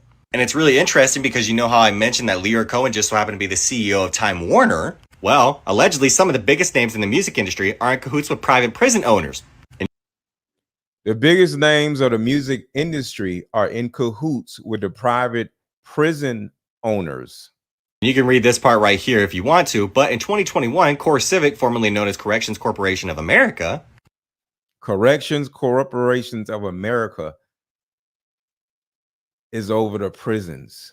The biggest name in the private prisons industry, contacted 48 states allegedly offering to buy their prisons. But see, there was allegedly one requirement of eligibility for the deal. In quotations, an assurance by the agency partner that the agency has sufficient inmate population to maintain a 90% occupancy rate over the term of the contract. And how are they going to do that? Rap music. In the year 2012, a mere 232 media executives in the US were responsible for controlling all avenues necessary to manufacture any celebrity and spark any trend. Manufacture is the word. Manufacture any celebrity or trend. Manufacture. Responsible for controlling all avenues necessary to manufacture any celebrity and spark any trend. Manufacture. So when you see a celebrity, they were manufactured. When you see a trend, they were manufactured. All of this is manufactured. Time Warner, as the owner of Warner Brothers Records, can not only sign an artist, but since they are also the owners of Entertainment Weekly, they can also put an artist on the cover of magazines by next week. And the largest owner of CoreCivic, formerly Corrections Corporation of America, is none other than Vanguard. And Vanguard is also the largest holder in the GEO group, the second largest owner of private prisons in the entire USA. So when I said that this goes deep, it goes pretty damn deep. So stay tuned for part 2. All right, so I wanted to show y'all this right here. Somebody sent me an article, like I think it was like 6 or 7 years ago. Right. But it's actually a letter. Everybody watching, make sure to hit the like button. Everybody watching, make sure to hit the like button. That was written by somebody that was a decision maker at a major label. You know, he was invited to a very special meeting about. Drop popcorn emojis, y'all. Spam the chat with popcorn emojis. Spam the chat with popcorn emojis. Spam the chat with popcorn emojis. The future of hip hop back in 1991. And the title of the letter is The secret meeting that changed rap music and destroyed a generation. I have struggled for a long time weighing the pros and cons of making my story public, as I was reluctant to implicate the individuals who were present that day. So I've simply decided to leave out the names and all the details that may risk my personal well-being and that of those who were, like me, dragged into something they weren't ready for. Solution that will help every woman watching. I just came up with a solution that will help every woman watching, regardless of age, regardless of background. See, in my 7 years of coaching women, the number one thing that I hear in my coaching sessions is her issue or tumultuous relationship with her mother. So what I've done is come out with a card game that will actually help mothers and daughters come back together. We have to get to the source of a woman's pain, her inadequacies, her insecurities, and heal that little girl inside of her before she goes out in the world as a woman. I call Like Mother, Like Daughter, therapy in a box. Therapy in a box is 50 questions for the daughter to ask the mother, questions that you always wanted to ask. And it's also 50 questions for the mother to ask the daughter. But when you're able to ask the questions that you always wanted to ask to your mother without her getting upset, without her pulling rank on you, the lines of communication are now open. When women are finally able to forgive their mother, forgive their father, forgive what happened to them, and most importantly, hear her mother's side of the story that she never divulged to you, relationships outside of the household would then blossom. Because for most women, there's a hurt little girl inside of her that never had an opportunity to be seen or heard. All of the resentment, the lack of being heard, but all that stops when you buy my new Like Mother, Like Daughter card game. Order it now. The link is under this video. Click the link and let's start healing.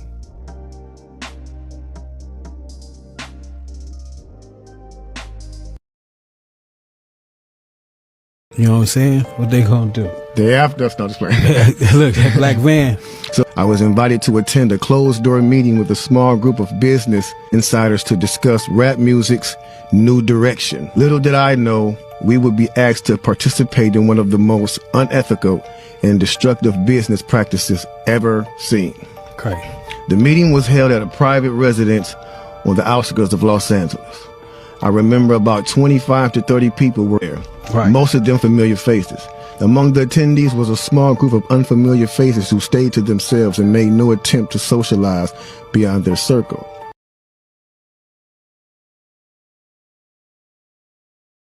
Sorry.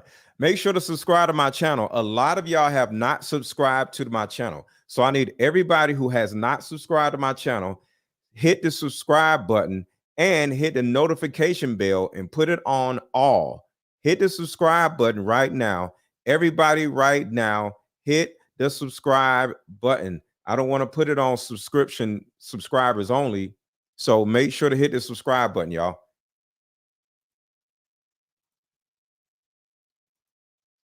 Based on their behavior and formal appearances, they didn't seem to be from our industry. Our casual chatter was interrupted when we were asked to sign a confidentiality agreement preventing us from publicly discussing the information presented during the meeting. And consequences were stated that violating the terms would result in job termination immediately. A few people refused to sign and walked out. Nobody stopped them. The subject quickly changed as the speaker went on to tell us that the respective companies we represented had invested in a very profitable industry, which could become even more rewarding with our active involvement. Damn. He explained that the companies we worked for had invested millions into the building of privately owned prisons, and that our positions of influence in the music industry would actually impact the profitability of these investments. Sure enough, someone asked what these prisons were and what any of this had to do with music. We were told that these prisons were built by privately owned companies who receive funding from the government based on the number of inmates. The more inmates, the more the government would pay these prisons. It was also made clear to us that since these prisons are privately owned, as they become publicly traded, we'd be able to buy shares. My industry colleague who had first opened the meeting took the floor again and answered our questions. He told us that since our employees had become silent investors in this prison business. All right, I put it on subscribers only for a minute. I'll take it off in a while, but I need everybody who wants to comment. I need y'all to subscribe to the channel. It was now in their interest to make sure that these prisons remain filled. Our job would be to help make this happen by making music which promote criminal behavior. Y'all hear that, right? Y'all hear that, right? Everybody drop popcorn emojis in the chat. If you have not subscribed to the video, to the channel, make sure to hit the subscribe and then you can chat. It was now in their interest to make sure that these prisons remain filled. Our job would be to help make this happen by making music which promote criminal behavior, rap being the music of choice. He assured us that this would be a great situation for us because rap music was becoming an increasingly profitable market for our companies, and as employees, we'd also be able to buy stocks in these prisons.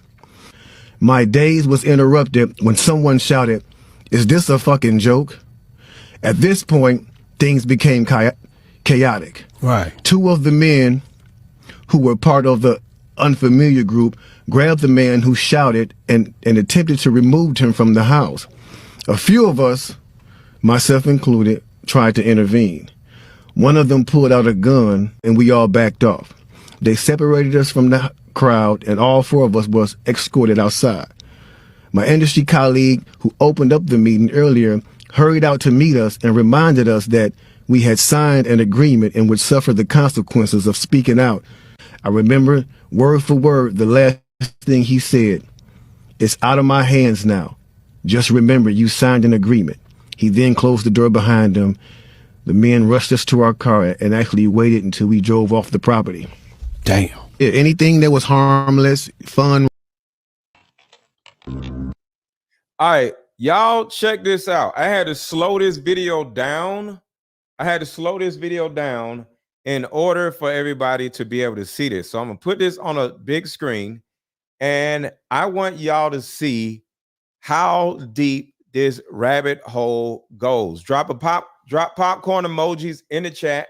Drop popcorn emojis in the chat. Subscribe to the channel in order to be able to chat. Subscribe to the channel in order to be able to chat. Drop popcorn emojis in the chat.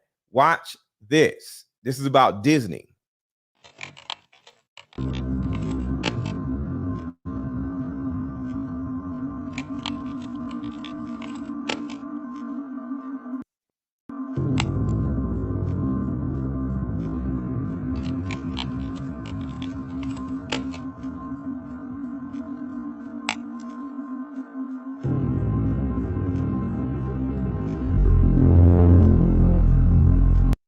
I don't want to show that.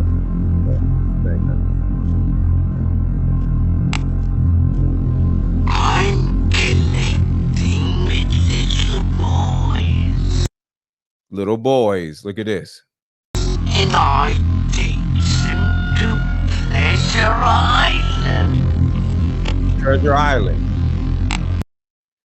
This is the Disney, this is a Disney cruise. Watch this.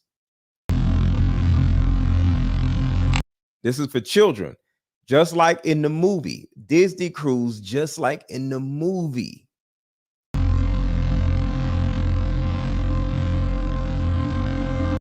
Look at this door. Look at the door. Look at the door. The same door at Epps' house.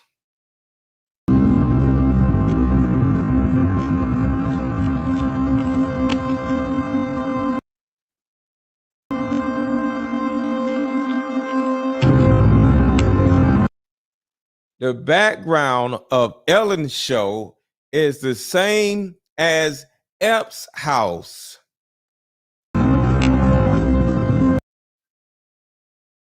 The same thing. Shout out to Ep. We're going to call him Ep.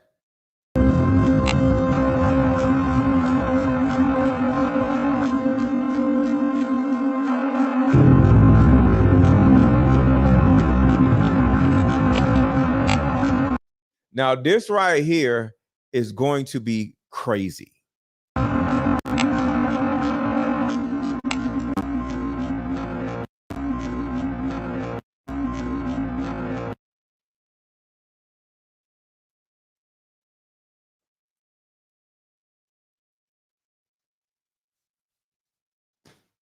Y'all seen that at the end, right? Yes. Yes. This is crazy. I ain't done yet, though. I am not done. Hit the like button, hit the like button, hit the like button. Subscribe to the channel. Of life in federal prison. Go read the transcript from the bond hearing and listen to what the defense says they believe is the start of the feds looking into P. Diddy. See, the defense says, my read of it, many months ago, a woman approaches Diddy and says, hey, this is through lawyers, we're going to be releasing a tell-all book about this woman's experience with Diddy over all the years. And it's going to make you look like a monster. And if you don't want that book to get out there, you can buy the exclusive rights to it for $30 million. Catch and kill this book. Diddy's team says no. Woman comes back with a lawyer. We're going to file a civil lawsuit against you because it's not just stuff that makes for good print. These are civil claims that we can bring and we can win millions of dollars. Diddy's team says, okay, bring the lawsuit. They bring the lawsuit and within like hours, it's settled for, surprise, surprise, $30 million.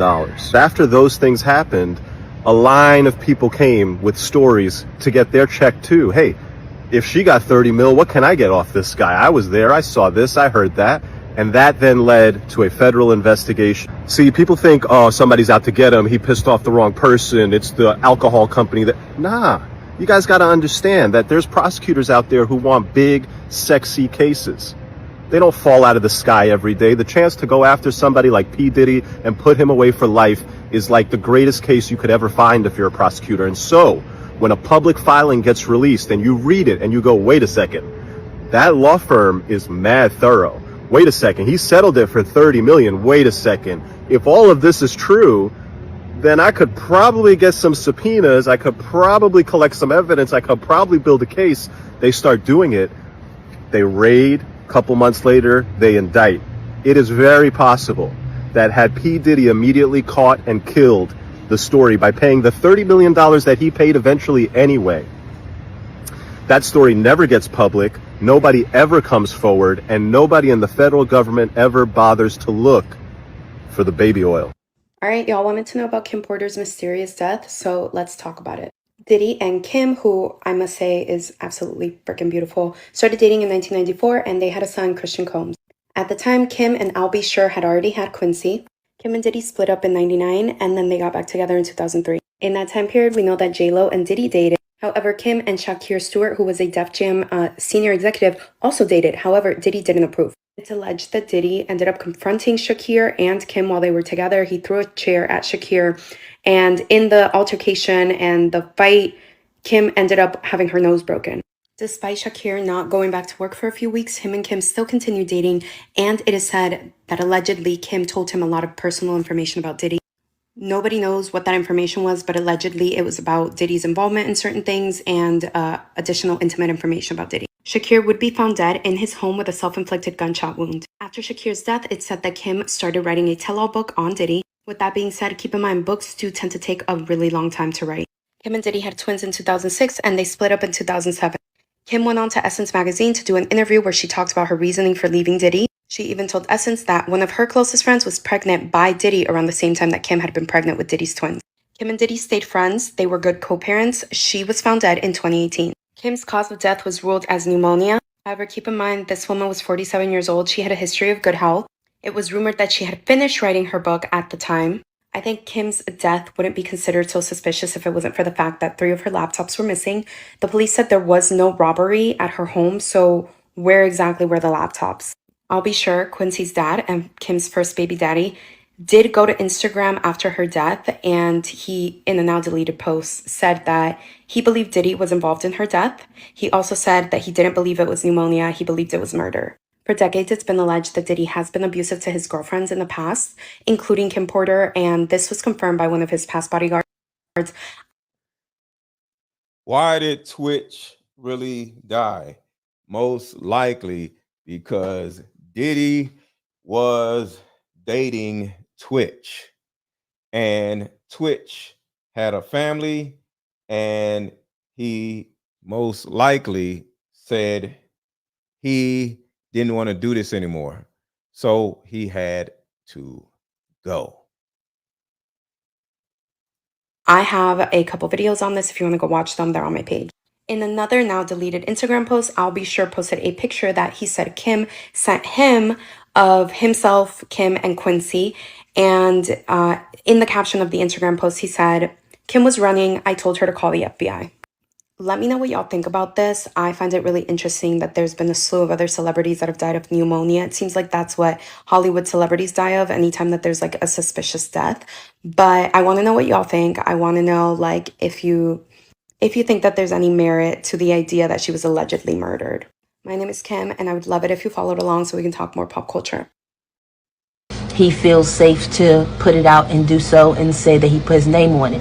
Some close celebrity friends gave him the waking up around 11 a.m. Then they call the cops. Kim's death came as a shock to her family as well as her fans who didn't take the lobar pneumonia, blah, blah, blah. They are bent on finding out what caused Kim's sudden demise. And you wouldn't blame them because Kim was seen all smiling and healthy 14 days before her death was announced. Lots of celebrities have been confirming that Kim's death wasn't natural. Jaguar didn't leave any stone unturned while she was exposing Diddy. She claimed that since Uptown Records began, they lost almost all the pioneer artists, including Kim, and similar things about their death are that they are all writing tell-all books, and they died either from heart attacks or pneumonia. Jaguar mentioned that they all died by poisoning, and this poison has a heart attack and pneumonia.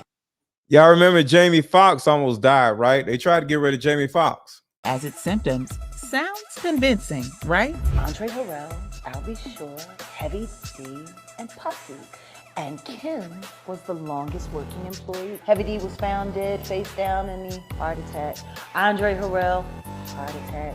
Kim died from pneumonia, found toxins in her body to prove that she had been poisoned. You know, they have poisons that create heart attack and pneumonia-like symptoms. She went ahead to say that in all that has been happening, Diddy is the only one that has no record of such an event since the beginning of the label. From her interview, Kim's book is about to be available on Amazon. It's a 60-page book written by a guy named Chris Todd. Chris Todd said he put the name Jamal T. Millwood on there as. So there's a person named Chris Todd who actually wrote this book for Kim. A backup name because he didn't want to put his name on it because he was afraid. But since Diddy is now incarcerated, he feels safe to put it out and do so and say that he put his name on it. Some close celebrity friends gave him the hard drives of Kim's book. It says it's diaries of everything that she wrote. It says that she had got a hold of Diddy's videos of these sex tapes and she recorded. And make sure to contribute to the channel. And thank you to the 7 people that have contribute to the channel. Let me shout y'all out in a second. $Aaron 1000, $AARON 1000 contribute to the channel. Let me shout these people out real quick. Thank you, Donnie, for the $10 Cash App. Thank you, Braylon, for the $20 Cash App. Thank you, Greg, for the $5 Cash App. Thank you, Joshua, for the $5 Cash App. Thank you, Daily for the $20 Cash App. And thank you, Patricia, for the $10 Cash App. I appreciate you. Ordered them, so they have those. They have pictures. They said that in the book there is a mention of an 18-year-old pop star. I'm thinking Justin Bieber. It's also mentioned in there a high-profile celebrity rapper and her husband. I'm thinking Nicki Minaj and her husband. All right, let me get to the point. I don't even know if he's ready for what's probably about to hit him. But you let me know what you think about Kim's book possibly coming to... Baby, it's a new day for Diddy to be sweating buckets, because allegedly, he thought he paid off Kim Porter's niece, Raven Walden, who, by the way, had fled to Jane Doe. Seedy hotel. I don't even know where that man was at. His wife didn't know. She didn't know why he was in that room, and he was found dead by himself in a hotel room. Rest in peace to Pimp C, who also had a book coming out. That man went to his childhood home, fell asleep, the whole house went up in fire. Rest in peace, Kim Porter. In the works, my love. Good morning. I tried calling you back last night, but I figured you were knocked out by the time I tried to contact you. But I wanted to let you know that Kim Porter's book is finally in progress and will be released in blank of blank. I met with blank this past Sunday evening, and she showed me the rough drafts that Kim sent her. When looking over the details of Kim and Diddy's relationship that will be exposed in the book, it will absolutely blow your mind. I was devastated to read the things that Kim put up with and witnessed during her relationship with Diddy. Also, some of the things in the book cover Diddy's gay relationships, footage of those encounters, the men he slept with, STDs, Diddy giving Usher an STD, and the explosive encounter between Diddy and Usher's mom, Mary J. Blige being pregnant by Diddy, and of course, she had an AB, the beatings Kim took, pushing him down the steps in 2007 and him breaking his foot. Also, how she would use a strap-on to please Diddy and how she would hysterically cry alone after doing so. How she protected Al B. Sure from running into Diddy and would call him to warn him not to show up to certain places to avoid trouble. And how she tried to put an end to Diddy by using a screw. How the East Coast and West Coast faked having beef to eliminate Biggie and Pac to obtain their masters. And that part right there is, I'll play it for y'all here. I enjoyed myself with my partner, and toys are one thing. But I never imagined having a man I was dating asking me to use a toy on him. The first time he said he just wanted to experiment, try something new. I was grossed out, but he kept begging. He said it would only be this one time, and he was just curious. I was only 20 at the time. I said, what the hell? I hated it. He bled from it, and there was shit on it. I left him alone after that. Yo! Oh, that's too, oh my God. I wanted to be married. He always had excuses and delays when it came to committing to marriage. His label was blowing up. Biggie dropped, and it was just about over. He also signed Mary J. Blige, and of course, when I found out he slept with her, we fought. He claimed it was a mistake, and my stupid ass took him back again. Sean asked me for a threesome with her. At first, I was mad, but Mary was beautiful. It was our first threesome, and I loved it. Mary was sexy. I would not be doing this a lot, but it was so shit. So they had a threesome with Mary J. Blige? Over the years, we brought women into our bedroom periodically, and we were happy. That is until one day I came home to a situation that went from awkward to a nightmare. Quincy was with the babysitter, and Sean was sitting with Al B. Shore at the dinner table. I had a child with Al, and Sean was the father in Quincy's life. The awkwardness of all of us being together had dissolved a long time ago, but it was still weird that they were here in my home together alone. I sat down and we had drinks. It was fun. The conversation was cool until it wasn't. Al was a little loose after a couple drinks. I remember I remember him saying, it's still weird seeing you with my friend, but you're happy, so I'm happy for you guys. Sean responded, thanks, man. Me and you, we've shared so much. Al replied coolly, word. The conversation took an odd and awkward turn when Sean said, we all been together sexually, but not together. I was shocked for a moment as quietness lingered in the room. I asked, what do you mean by all together? Al shifted uncomfortably, but Sean didn't hesitate. You know how we sometimes invite other people into our bed? I couldn't believe it. Oh, hell no. Sean, this is my son's father. Al, say something. What Al said was mind-boggling. I don't know, it could be kind of hot. I miss you in that way. Although I couldn't believe Sean would do this, the truth was I still cared about Al, And this could be very hot. I just didn't want it messing up my relationship. And if things became awkward, how would it affect Quincy? So I asked. Wait, stop that. It's a lot. What the hell? So I asked, are you both sure? I imagined both of them inside me. I knew this would be awkward sexually. There would be some bumping of genitals, but what happened next, I couldn't imagine in my wildest dreams. Al, XXXXXXXXX. I couldn't believe it. The XXX is Al did A, B, and C to P. Diddy while she was in the room. A full-on catalog before. I stood there in shock. But when Sean XXXXXXX, P. Diddy did something to Albie Shore. I ran out of the room. This was too much. What's she left it up to our imagination, but something occurred between them two. So when Al did something, and then when Diddy did something.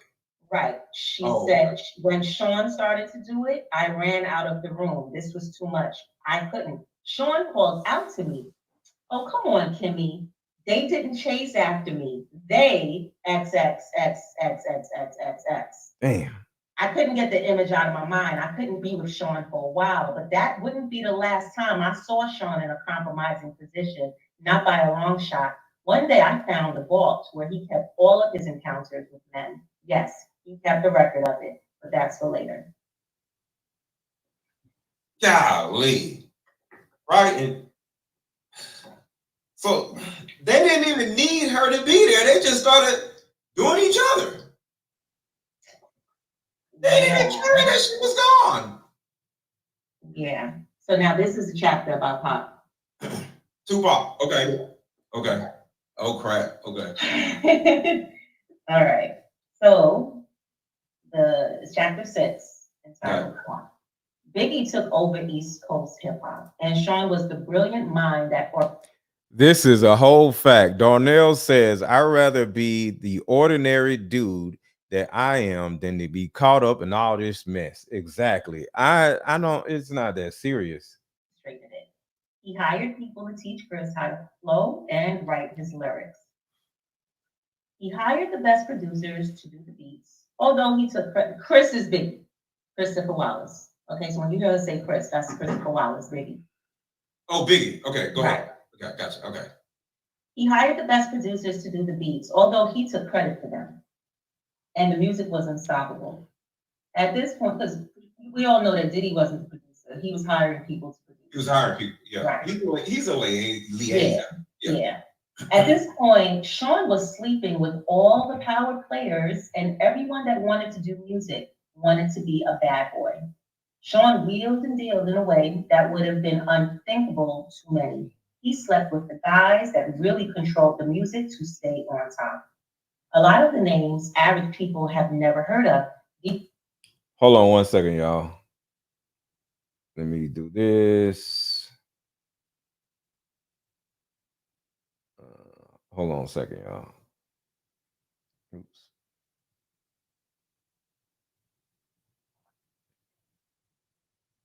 Okay. All right. So I just changed the chat back to anybody. So anybody can chat right now. All right. We'll go back. The guys that make the decisions on who is winning and who is not. He hosted parties that were just a fancy name for orgies, and everyone wanted in. When I met Tupac, Sean and I had an open relationship, and yes, I slept with Pac. Shit, he was sexy. Sean didn't mind. Well, not until he tried to get Pac to join both of us. Oh! Pac was not good with that. This is where the relationship between them became strained. Tupac wasn't going to accept Sean's advances. Pac wasn't gay, and he was pissed about the advances. We were all in Sean's house. I was drinking. They were smoking, and everyone was just relaxing. Sean came in on what I am sure he would call a smooth approach. My baby's bad, isn't she? Pac threw me a sly smile. Hell yeah. I felt myself blush. Sean was now in full swing. You think you hit it better than me? I couldn't believe he disrespected me that way. Yeah. I was not playing with my response. Sean, what the fuck? Pop came to my defense. Damn, bro, you ain't got to do the sister that way. Tupac appeared upset behind Sean's words, but Sean went in for the kill regardless. I think my dick's bigger than yours. I bet I can make her come faster than you. What's up? Pop was appalled. What's up? What the fuck are you talking about, nigga? I ain't trying to run no fucking train. Sean continued. What you scared of? Let's see who fucks better. Let her be the judge. Yes, at this point, we have been inviting others into our bed for a while, but I'm not used to and will not stand for disrespect. I wasn't the only one upset. Pac shouted, nigga, you talking about pulling your fucking dick out? Sean was undaunted. What, you scared? Tupac simply left. Things were contentious since then. The two would not be in the same room. Pop avoided me as much as he did Sean. When they did bump into each other, the tension was palpable. It felt like blows could be thrown at any moment. Months passed with only the tension between them. It was uncomfortable, but nothing like a death. Then one day, while we were at the studio, it happened. I walked into Sean's office. He was having the conversation. Listen to this part right here. This is where Diddy talks about deleting Tupac. Sean sat across from Jimmy Henchman. Everybody know who Jimmy Henchman is? Do y'all know who Jimmy Henchman is? Yes or no in the chat. Do y'all know who Jimmy Henchman is? Spam the chat with popcorn emojis, y'all. Spam the chat with popcorn emojis. Spam the chat with popcorn emojis. Spam the chat with popcorn emojis. Y'all said y'all don't know who Jimmy Henchman is. Spam the chat with popcorn emojis if you're enjoying this show. Okay, so everybody right now, let us know in the chat, do you know who Jimmy Henchman is? Or, we can explain who Jimmy Henchman is if y'all don't know. So, yes or no? Do y'all know who Jimmy Henchman is? Because this is very important. So, yes or no? Yes or no in the chat? Yes or no in the chat? All right. I'm from New York. I'll explain it. You know more than me. I know a little bit about what happened because that was my era. Jimmy Henchman, when Tupac got shot at the studio in Harlem, was it in Harlem? I'm sorry, I forget what studio it was, but it was. You remember the studio that he got shot at, and he said that Diddy and Biggie set him up. Yeah, I don't remember the name of it, but yeah, I remember. Not the name of it. Quad Studios. Quad Studio. Okay. Yeah.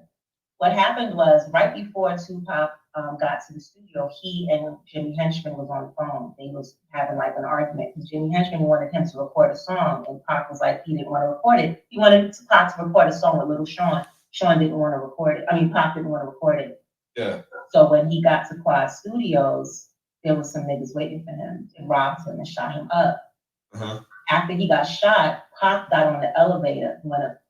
Greetings from Johannesburg. Shout out to AJ. Thank you for being here. Make sure to hit the like button. Make sure to subscribe to the channel. Make sure to hit the like button and make sure to subscribe to the channel. Yes, and saw Jimmy Henchman and Tupac in the studio together. In one of the rooms together. Yeah. So Jimmy Henchman was one of Haitian Jack's homeboys. Right. Right. So Tupac said, I forgot the name of the song. Against All Odds, he said something about Jimmy Henchman. So if y'all remember Jimmy Henchman in that song, that's who Jimmy Henchman is. Right. So for her to mention him in this book was a little like, wow. Okay. Yeah. All right. Real. So Sean sat across from Jimmy Henchman. Now Kim is in the studio with Diddy and Jimmy Henchman. She's listening to the conversation.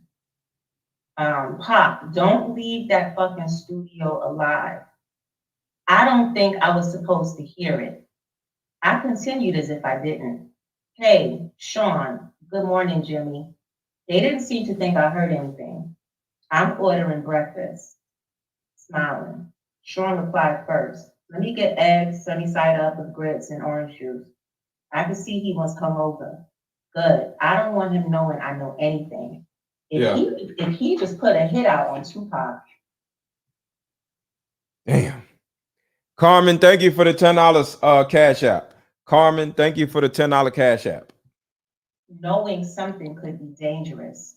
Jimmy, apparently not hungry, said, nothing for me. As he stood to exit the room, he said to Sean, let's make that happen. Then nodded to me and said, Kim, always a pleasure. With a wink to me and a nod to Sean, he turned and walked out. Jimmy was a part of our intimate circle. I went on as if nothing was happening. Damn. I'll make the call now. So Jimmy Henchman was smashing her too. Everybody was just sleeping with everybody. Sheesh. And Tupac was part of the intimate circle too. Because remember, I showed y'all, well, I'll let y'all hear that. Tupac was sleeping with Kim Porter. And also Jimmy Henchman, who deleted Tupac, was sleeping with Kim Porter. I want y'all to think about something real quick. Y'all are saying how Kim is so angelic and she was such a this and that. Kim was getting smashed by everybody. So I agree with Florida native. Kim was disgusting. She wasn't as bad as P. Diddy, but Kim was letting everybody smash. Everybody that's famous was smashing Kim Porter. And remember, I talked about this earlier. Where's the video?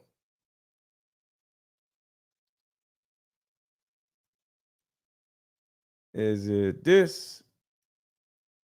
Nope. Where's the video?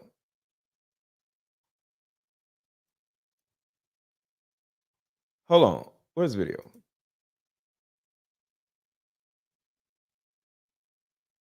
Oh, it was this one. Oh, shit. Oh, here it is. Remember I talked about this. To want to sleep with you right before you give birth. Oh my God. She let everybody sleep with her right before she gave birth. Kim was nasty. What? Yeah. My heart sank in my chest. Everybody is going to want to what? Well, everybody. You know, Will, Jada, XXX. Sean, I'm having your baby. He verbally waved me off. This is the kind of thing I have to do in order to continue giving you this comfortable lifestyle. I was going to be gang banged at 9 months pregnant. I just blurted it out. I'm pregnant. Remember, I talked about that. So Kim was, excuse me, Kim was nasty.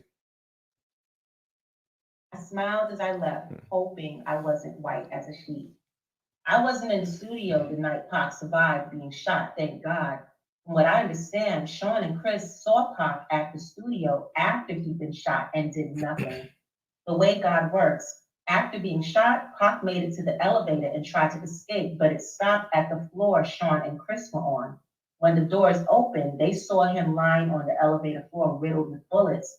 The fact they didn't call an ambulance, although they saw Pac lying there swimming in a pool of his own blood, would be all the evidence Pac ever needed.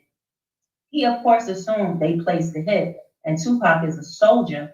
This is not something that will be unanswered. Tupac didn't do well. He lost a testicle, but he survived. Can you stop right there? Mm-hmm. Okay, so I want to make sure, because I need a little clarity, and somebody in the chat may need a little clarity. So they were sitting down talking about what when they were sitting down at breakfast, and then who was in the elevator and they stopped. Right. So he said, yeah. So according to Kim, Puff and Jimmy were in a room in the studio, in Sean's office, talking, having a conversation. And what she heard in the conversation was, Pop, don't leave that fucking studio alive. Okay, so she heard that. She heard them talking, and that was a sentence that she heard. Okay, Yeah. Then next thing you know, Pac gets shot. Yeah. Now, according to her book, Diddy and Big met Pac in the elevator, but a lot of other people that have that, I guess that tell the story and all the documentaries and stuff, they show Pac actually crawling, getting out the elevator and actually going into one of the studios where he saw Diddy and Jimmy Henchman. But she's saying it was an elevator. They came down to a floor, and because Tupac got shot outside. No, he got shot in the elevator outside. He got shot outside the elevator, right? But he got on the elevator. He got on the elevator. Mm-hmm. And did after what? He got on the elevator and went up to a floor. And went where? Like, I got shot. I want to leave out of the building. Why am I going upstairs? He got on the elevator. Everybody says that much. He got on the elevator. To go where? You're going inside of the place where, because you got shot inside of the building, right? Well, where he got shot was as soon as they walked in. They walked in the building, walked to the elevator, and the guys that shot them were in that lobby area waiting, and that's where they shot him. So I guess the elevator was right there, so he just got on it. Because they had already pressed the elevator and everything to go up. So the elevator door must have opened after Pac got shot, and he just got on the elevator. And when the elevator doors closed, because everybody was pressing the buttons or whatever, he probably just went up to a floor, and it happened to get on a floor that he saw Diddy and Big. So Jimmy Henchman actually shot him, and then he was running or trying to get away from where Jimmy Henchman and them were, and then they ran into Diddy and Biggie, and they just let him lay on the floor. Damn. And they didn't even call the police. According to what she's saying, they didn't call the police. But I, like, for all the documentaries and, movies or whatever that I've seen about this, I didn't see Kim anywhere in the studio, so I don't know. But according to her, the last sentence.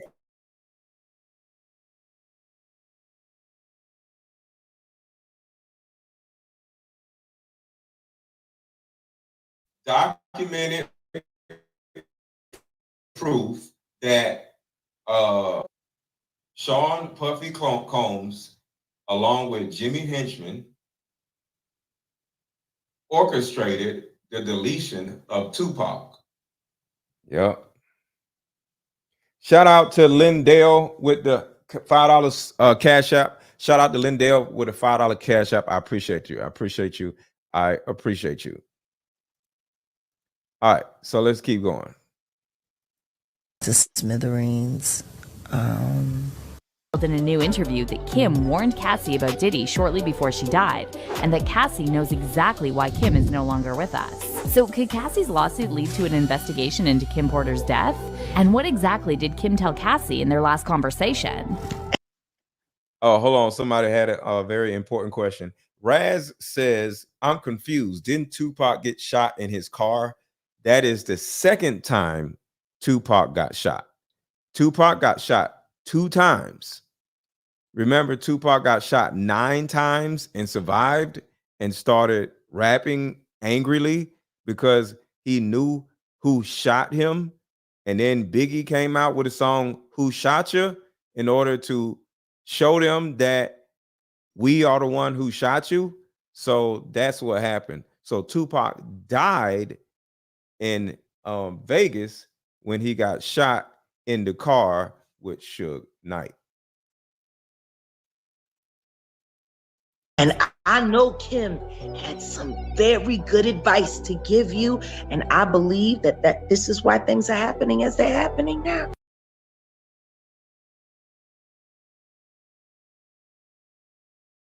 Diddy was terrified of Kim Porter's book. Just like Jay-Z was afraid of Kathy White's interview. It's funny how things that they're afraid of disappear. Who you think is next on the chopping block? Because I believe there's a chopping block, and there might be. Oh, there is. Sean Carter. They're trying to avoid him. I'm going to make sure they can't.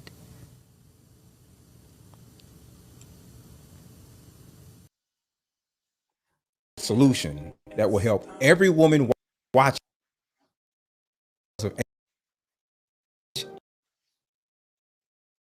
Just came up with a solution that will help every woman watching, regardless of age, regardless of background. See, in my 7 years of coaching women, the number one thing that I hear in my coaching sessions is her issue or tumultuous relationship with her mother. So what I've done is come out with a card game that will actually help mothers and daughters come back together. We have to get to the source of a woman's pain, her inadequacies, her insecurities, and heal that little girl inside of her before she goes out in the world as a woman. I call Like Mother, Like Daughter therapy in a box. Therapy in a box is 50 questions for the daughter to ask the mother, questions that you always wanted to ask. And it's also 50 questions for the mother to ask the daughter. But when you're able to ask the questions that you always wanted to ask to your mother without her getting upset, without her pulling rank on you, the lines of communication are now open. When women are finally able to forgive their mother, forgive their father, forgive what happened to them, and most importantly, hear her mother's side of the story that she never divulged to you, relationships outside of the household would then blossom. Because for most women, there's a hurt little girl inside of her that never had an opportunity to be seen or heard. All of the resentment, the lack of being heard, but all that stops when you buy my new Like Mother, Like Daughter card game. Order it now. The link is under this video. Click the link and let's start healing.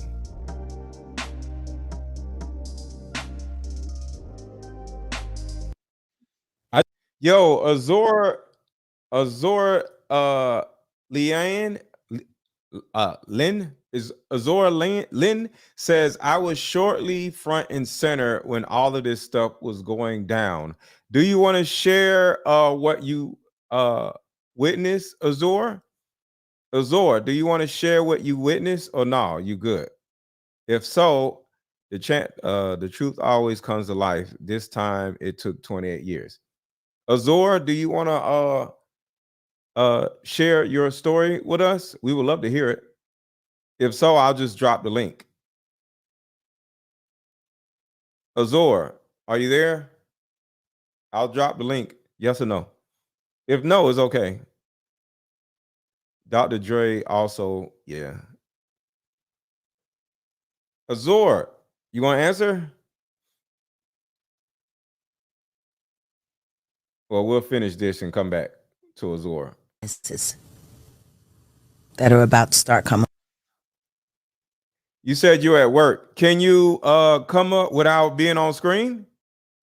Okay, she said, I wish I could. It's okay, Azor. It's okay. She said she's at work. Forward. I'm going to walk them one by one.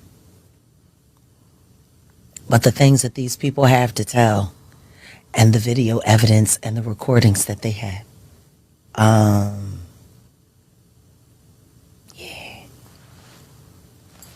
It's worse than Diddy. A lot of psychological operations being ran on employees, former girlfriends, mothers of secret children, interns that refused to sign 9 disclosure agreements. Their lives were literally blown to smithereens. So if you seen all this stuff and you work for Diddy and you refuse to sign an NDA, you can lose your life. I was lucky to survive him.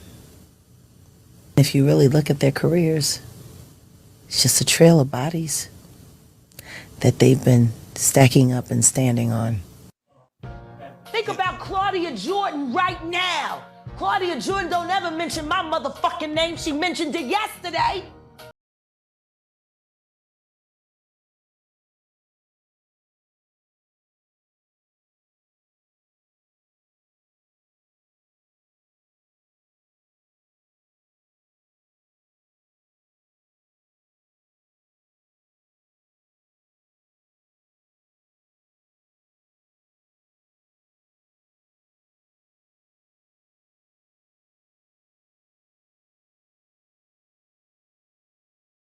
About Kathy White. Oh yeah, that's what I was about to ask.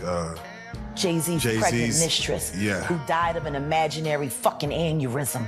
Just like the woman who was best friends with Kim and Kimura, who wrote the book Bling and died as soon as it made the bestsellers list. Who the fuck was these people supposed to go to? Jaguar Wright is a very brave person to speak on all of this stuff.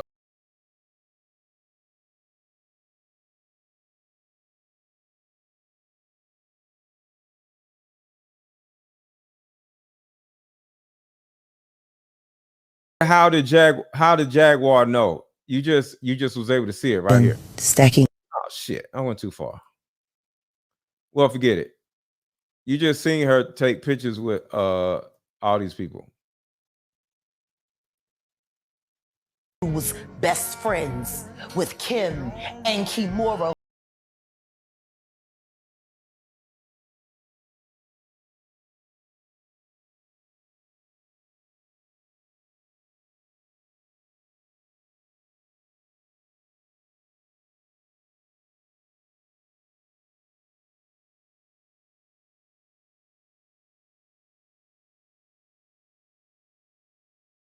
Crap, I'm playing this song. All right, hold on a second, y'all. I just realized this song is playing in the background. I gotta get rid of that song. On eye, and then he just hit her so hard that she hit the ground. And he yelled, "Who the were you with the other night?" And then by the time she got a chance to actually read the card, it said, "The other night was amazing. We must do it again." This then goes on to say that allegedly Diddy said, "You don't touch anyone unless I allow it." Kim explains that she met with someone to discuss the possibility of her being in a movie. She says that Diddy hit her with a chair and she blacked out before waking up in a hospital with her. He hit the girl with a freaking chair. This man don't give a damn about nobody. This man hit the girl with a chair. Arm in a sling and her face bruised. Typical of abusers, allegedly Diddy apologized and promised he would never hurt her again. And what's interesting is that the producer of this alleged movie that she could have been casted for passed away from pneumonia, which is Damn. What's up, Francis? is the same thing she passed away from. This is a lot.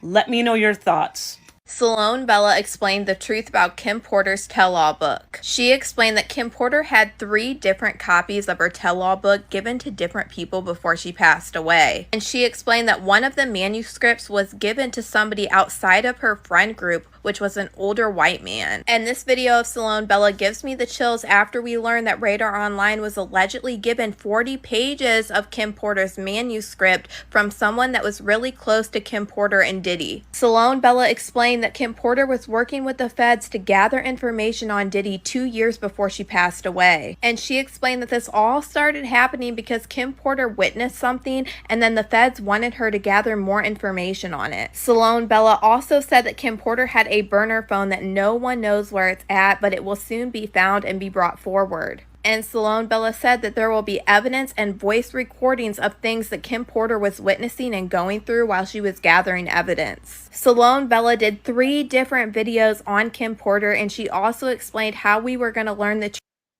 Anybody still watching who has not hit the like button, make sure to hit the like button. Anybody who is watching, make sure to hit the like button. Anybody who is watching, make sure to hit the like button and subscribe to my channel. Make sure to subscribe to my channel and hit the like button and buy my Deeper Discussions card game that is pinned at the top of this chat. And under this video, you can see the link to buy my Deeper Discussions card game. Truth about how Kim Porter passed away. But I'm going to go ahead and roll you guys this clip of Salone Bella talking about Kim Porter's tell-all book, and you guys let me know what you guys think about all this in the comments. She had 3 manuscripts and she gave them to 3 separate. What's up, Hello 29? people, somebody you wouldn't even suspect, somebody outside of her friend group, somebody entirely different. She had a very close-knit circle of friends and a particular type of friends. So she hung around particular people. She was very specific in her choice of people that she allowed in her circle. Okay, very, very, very controlled about that. However, somebody from outside that circle has one of, quote, the books or manuscripts or written documentation. So they don't have it all. It's a white man that has the tape or the information or however that is, one of the manuscripts with personal, private, written, handwritten documentation about what was said to her 3 months before she passed, what she witnessed, and the final straw that she couldn't take anymore. And it's not a case of domestic violence. It goes far beyond that and that.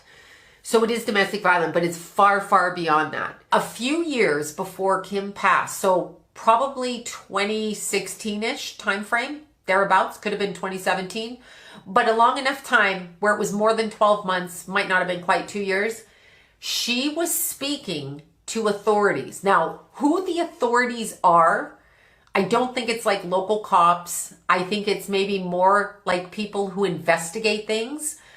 She was speaking to them about something that she became aware of. And she had never been aware of this before. She'd been aware of a lot of things. Don't kid yourself. She was not sheltered and she was not naive to whom she had children with. But this was different. This was like a whole notch up of like, oh my God. She was communicating with authorities. I heard that. Authorities were aware of something, that information that she had, and were asking her to gather more, and I'll use the word intel, but more information about a particular instance. She had a second phone, by the way, and nobody got that phone. That phone is hidden. I don't think anybody knows where that phone is because she didn't tell anybody before she passed, but she had a second phone. So conversations about what's going down and coming out were done on a, quote, burner phone. Sounds like a drug deal, but it wasn't. A burner phone. So she has no idea. They've not found this phone because this phone, they don't know where she hid it. And she didn't hide it in her car, in her stuff or anything like that. She went to get it. It's somewhere where she went to get it. You know what I think? I think she's like, no, don't say it, but I'm going to say it. I feel like she has either a post office box, a bank security box, something storage box that nobody knows about, and it'll be found. But I feel like she was hiding things there. This P. Diddy drugs people for frequency control. I want complete frequency control of whoever. And it's not just Cassie. It's not just Kim Porter. It's so many other people. And by the way, in P. Diddy's case, the sodomy ritual, yes, the ritual that they use in order to conjure up energy, call it sexual magic, call it black magic, call it whatever you want, but they do that. Okay, so never think that it's crazy and people don't do it. It goes all the way back to Egyptian chimes. It goes all the way back before Jesus. It goes all the way back. Now, what I'm seeing, and this is specifically coming from the energy of Kim, because I've been asking about it. She was actually, when I see her energy, okay, she's a strong, vibrant, articulate, even in spirit woman. And she wants her family to know she's okay. And she also wants people to know that this is not done, and that what's going to happen with P. Diddy over the next 4 years, it's a 4-year progression. So we're in almost 2024, so go to 2028 or thereabouts. So what she's showing me is that he will be forgotten about, which seems impossible because he's been all over the news like a crazy person and is very famous and very wealthy. Another thing that I'm being shown is that he doesn't own all his wealth. It's a weird thing to say. He's got allegedly $700 million, if not more. It's not his money I'm being shown. So when they tell you these people have that money, he cannot do what he wants with all that money. That's a trick. It's a trap. It doesn't exist. I'm being told it doesn't exist. That does not mean he doesn't have 13 homes, a bunch of nice ass clothes, cars, Lamborghinis, women, tricks, every equipment. He is given those things with part of the money, but he doesn't have control over it all. And they are siphoning it for him right now. I'm seeing it like a milkshake, and there's a straw, and his wealth is being sucked. So by him agreeing to pay Cassie off, the others are coming behind until there's a complete and utter takedown of P. Diddy and his 3 right-hand men. There is a strong female connected to Kim who's going to come out with more information, and it involves her family members and him, okay? Strong thing. A lot of people knew what this man did. That was confusing to me because I understand money and power. And I understand, as is the case with Harvey Weinstein, a lot of people knew what was going on and nobody said anything until everybody said everything. We're seeing the same takedown. Kim Porter stands up so strong, okay? She stands up so strong. I am being represented and they will find out what he did. So somebody is legally representing her in her death is what I'm being told. I don't know who it is or how that works, but somebody is representing her. She is not going to remain listed as a pneumonia death. People are going to know what happened to her. She's a really good girlfriend, and there's a series of girlfriends, actually. There's a whole series, and I distinguish a difference with one of them because the girl's hair color is different. So this other woman looks like an actress as well who is very close to Kim Porter. And she had, I'm just going to say it, like strawberry hair, or the hair is strawberry. She prefers that color. She's been secretly working behind the scenes to get information. There is a mentor that did to him what he did to this current girlfriend and to Kim Porter and every other person that he's been around to take advantage of on an energetic level. He is now going to reap that. That is now happening to him because they don't want the person who groomed him to go down. And that guy hides in the background. There's a whole bunch of like political stuff going on. Like there's political stuff. There's ties to this country, that country. And there are younger musicians that are going to come out against him and talk about what he did. The bodies that are buried. Okay. So the bodies that are buried, they're going to talk about it. There are men in other countries who are going to speak about it. There is political connections to him in other countries and this country. They're going to speak about it. The clothing is a front for something else. The clothing is a front. Of course, they have to produce clothing, obviously, or you can't sell clothing, but it's a front for something else. That clothing traveled all over the world. What happened as that clothing was traveling all over the world? That too is going to be rectified. So this man's going down. Within 4 years, I see his energy kind of whitewashed out and I don't feel he's around. I know it's going to be a continuation of dominoes until he can't take it anymore.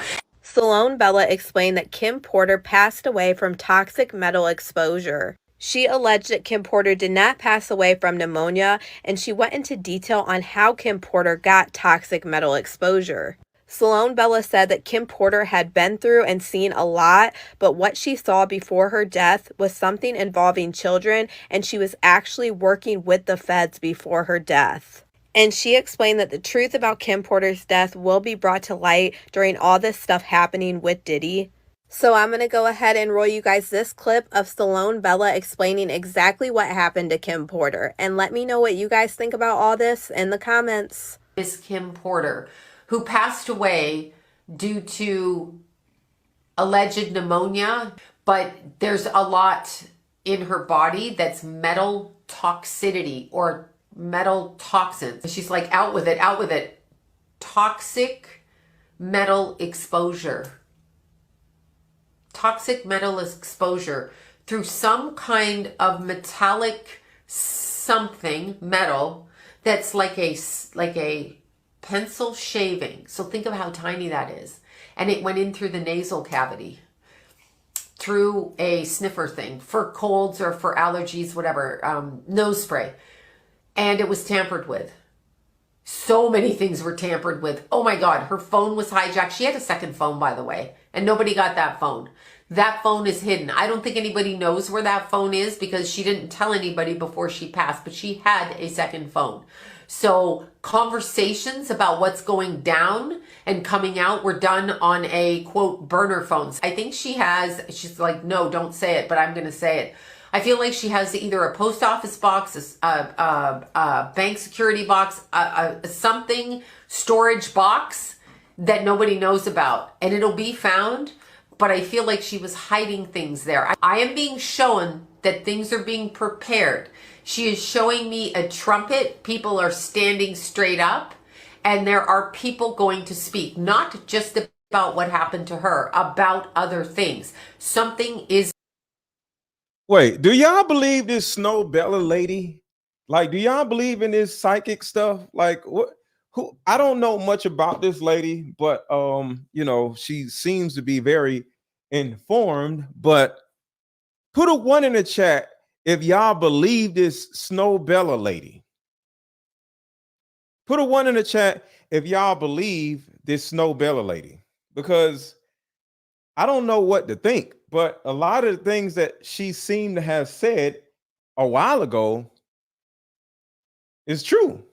But how does she know? Put a 1 in the chat if y'all believe this Snow Bella lady.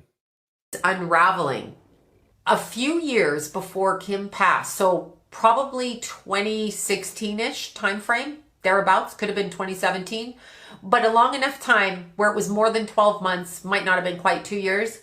She was speaking to authorities. Now, who the authorities are, I don't think it's like local cops. I think it's maybe more like people who investigate things. She was speaking to them about something that she became aware of, and she had never been aware of this before. She'd been.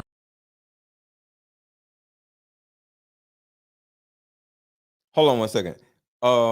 Idris said, why is a mother-daughter card game twice as much? The mother-daughter card game is going to be $200 because it's therapy in a box. It's like a therapy session with you and your mother.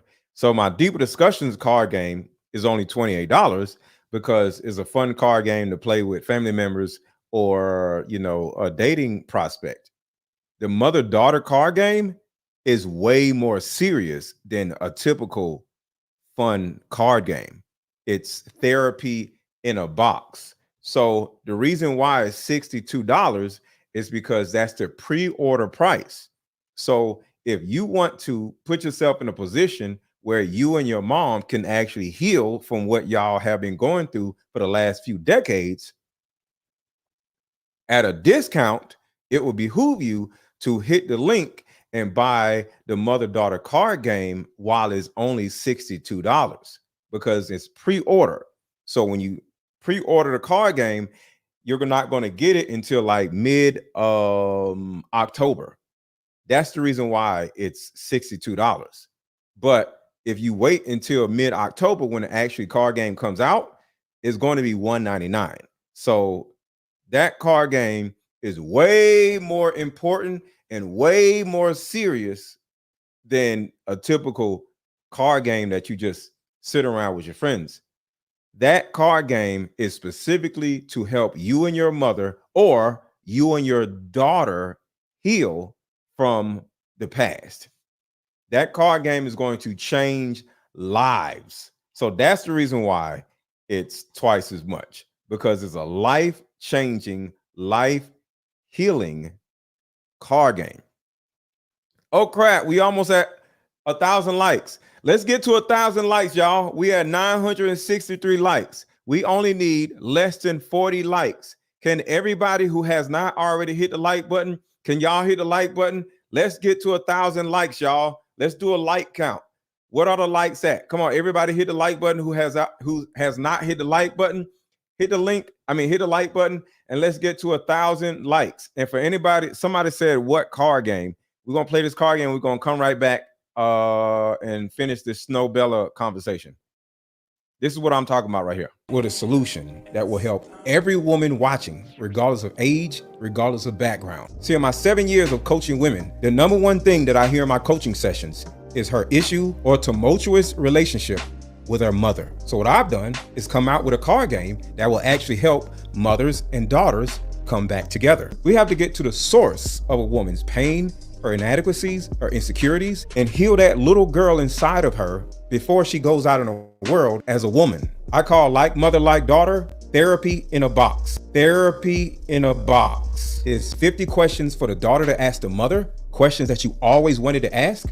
And it's also 50 questions for the mother to ask the daughter. But when you're able to ask the questions that you always wanted to ask to your mother without her getting upset, without her pulling rank on you, the lines of communication are now open. When women are finally able to forgive their mother, forgive their father, forgive what happened to them, and most importantly, hear her mother's side of the story that she never divulged to you, relationships outside of the household would then blossom. Because for most women, there's a hurt little girl inside of her that never had an opportunity to be seen or heard. All of the resentment, the lack of being heard, but all that stops when you buy my new Like Mother, Like Daughter card game. Order it now. The link is under this video. Click the link and let's start healing.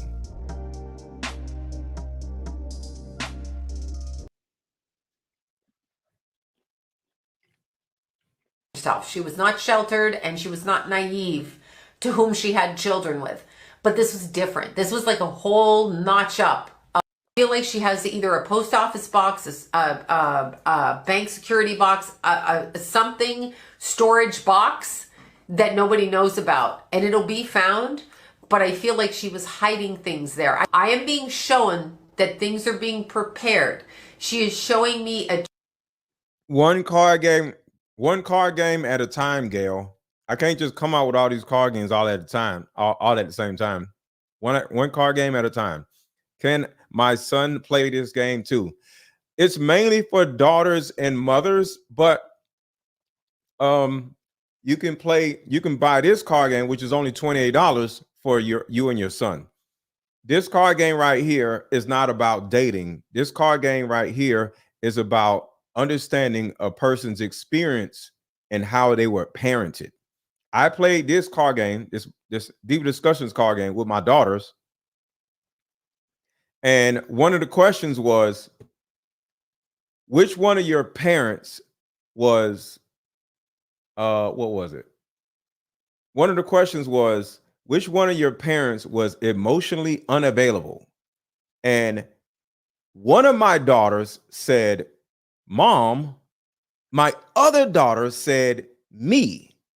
So I played the game with my kids. This game. This one is only $28. The best $28 you'll ever spend.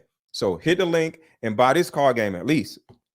And I was able to learn that my daughters experienced me totally opposite. One daughter thought I was emotionally unavailable, and my other daughter thought my ex-wife was emotionally unavailable. So I'm like, how did y'all experience us totally different? So that's something you can definitely play with your son, your sister, your mother, your cousin, your next door neighbors, your co-workers. Is a fun game to play with anybody.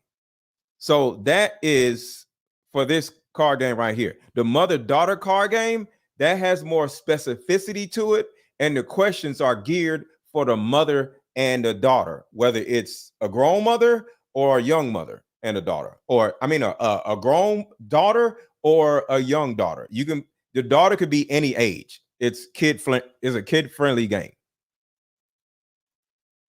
All right, so to answer that question, so we can get back to this. But click the link, y'all, and just buy the card game. It's only $28. Trumpet, people are standing straight up, and there are people going to speak, not just about what happened to her, about other things. Something is unraveling. A few years before Kim passed, so probably 2016-ish timeframe, thereabouts, could have been 2017, but a long enough time where it was more than 12 months, might not have been quite 2 years, she was speaking to authorities. Now, who the authorities are, I don't think it's like local cops. I think it's maybe more like people who investigate things. She was speaking to them about something that she became aware of. And she had never been aware of this before. She'd been aware of a lot of things. Don't kid yourself. She was not sheltered and she was not naive to whom she had children with. But this was different. This was like a whole notch up of like, oh my God, she was communicating with authorities. I heard that. Authorities were aware of something, that information that she had, and were asking her to gather more, and I'll use the word intel, but more information about a particular instance. Now, the instance, what I was showing is the instance went back to a party that she attended, and it was a very formal gathering with very high backseat chairs and a very, very long table, a very dark room with like. So y'all think this woman is the feds? She's good, but she's the feds. Crimson coloring inside this room. It's a formal dining dinner of some kind, and people are talking all across, and there's different kinds of people. These aren't just music people. These are all kinds of people. These are different people. At this dinner, there was some brokering deals done, okay? Because I feel like she was invited and observant, but not participant, okay? So she was not participating in this, but she observed what was going on. And I feel like it upset her. The ritualized sexual abuse of. All right, real quick, y'all. We got 14 card games sold altogether. Can we get to 20 card games sold? Yes or no? Can we get to 20 card games sold? We got 14 card games sold. Thank y'all so much. We got 6 more card games to go.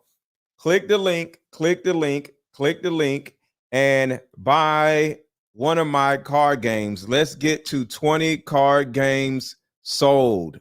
Let's go, let's go, let's go. The link is pinned in the chat. The link I just dropped in the chat. The link is also under this video. Click the link, click the link, click the link. Just click the link and see if it's something that you want. That's all I need y'all to do. While y'all are watching this video, just click the link and see if it's something on the website that y'all would like to have for yourself, and see which price of whatever it is that you see on there you want. Click the link, click the link. Everybody click the link. Just click the little blue link that I just dropped in there and see if it's something that you want. Let's get 6 more card games sold to make it 20 card games sold for today. Let's go, let's go, let's go, let's go.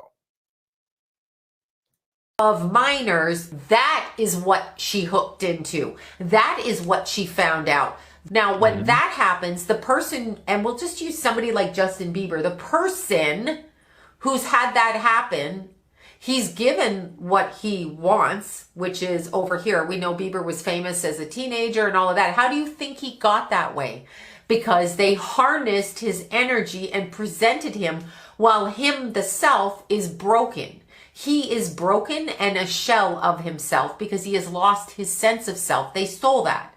This is what Kim found out. She found out exactly. I totally agree with that. I totally agree with that. The character is different than the person. So they wanted Justin Bieber's character, him as a singer, but they didn't care about him as a person. So yeah, I totally agree with that. What was happening? This is a younger photo of Kim Porter and her twins. The first thing I noticed when I saw this photo, well, you see it. Better count his days as a free man, because some crazy new evidence just popped up about how he has allegedly been enabling Diddy and helping Diddy cover up some shady activities that he has been involved in. And according to some new information making the rounds, not only did Corey allegedly know something about how Diddy allegedly murdered Kim Porter, but he also... Wait, Dr. Michelle says, I'm still scared of my mom. I can't have that type of conversation with her. We got together as a family and told her about herself. This card game isn't about you telling her about herself, Dr. Michelle. It's about she has 50 card games to tell you about yourself too. Think about that. It's 50 card games for her and 50 card games for you. So it's kind of like she has artillery to go at you, just like you have artillery to go at you. I mean, at her, but it's not artillery. And there's actually card games. I mean, there's actually cards in there that actually says, can we take a break and give each other a long hug? So it's not even a whole bunch of questions that are like making somebody feel uncomfortable.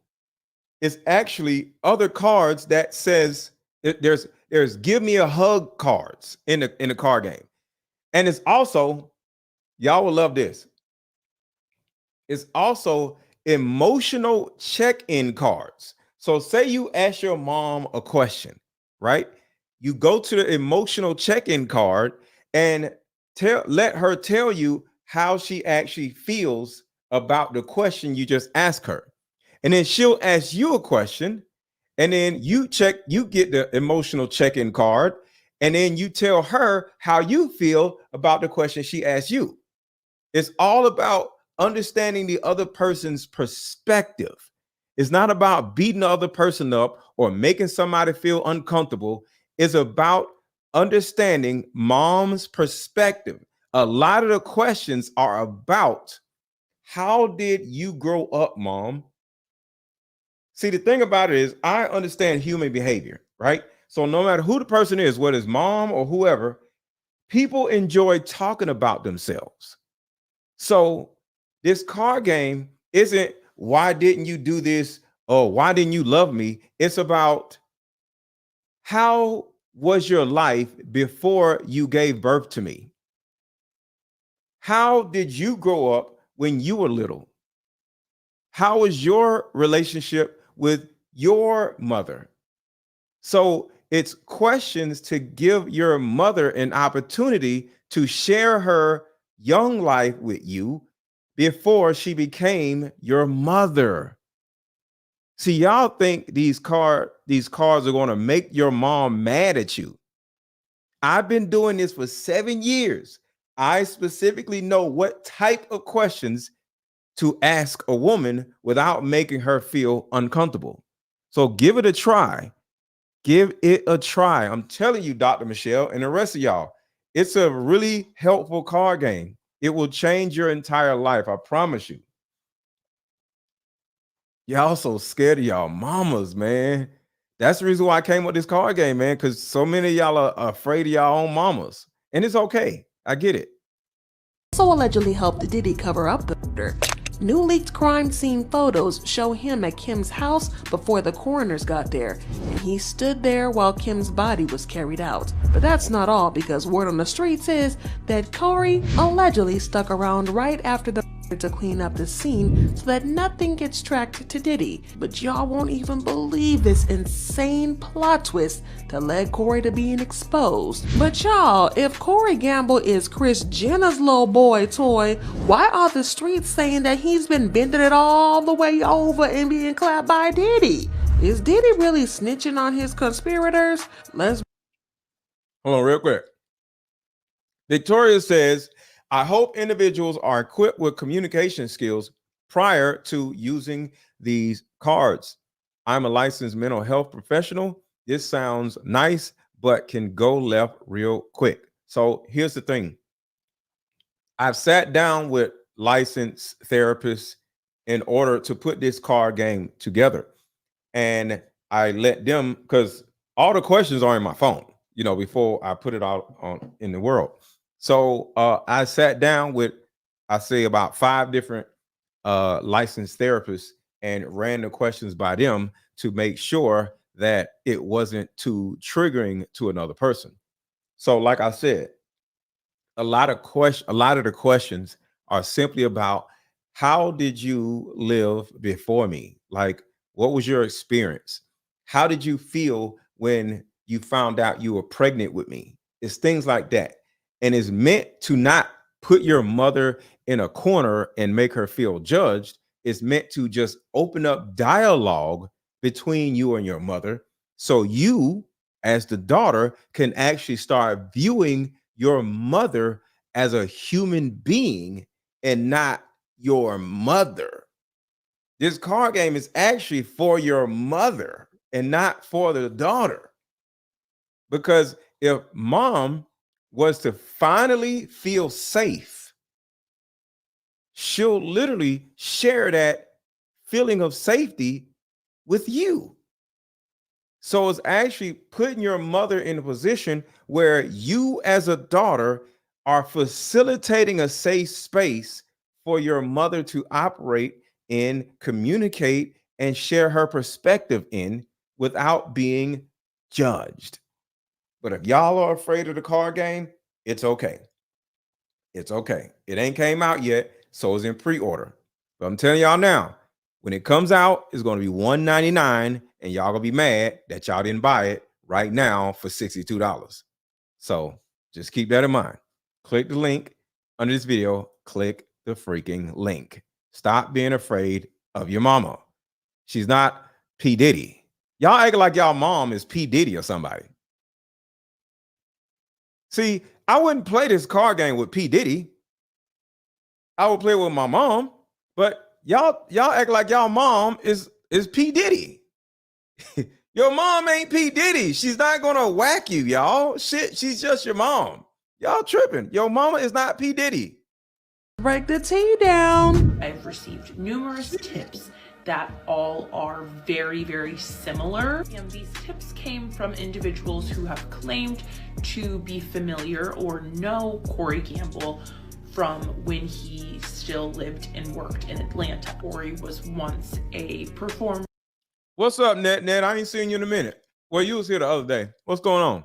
In the adult film industry. Multiple people came to me sharing this information and that they had seen him while they were working on certain sets. And obviously, I am not going to share their identity for their own protection. Y'all, it looks like Corey Gamble is wrapped up tighter in this situation with Diddy than anybody could have even imagined. Cause how did Corey get in all this? Well, nobody even.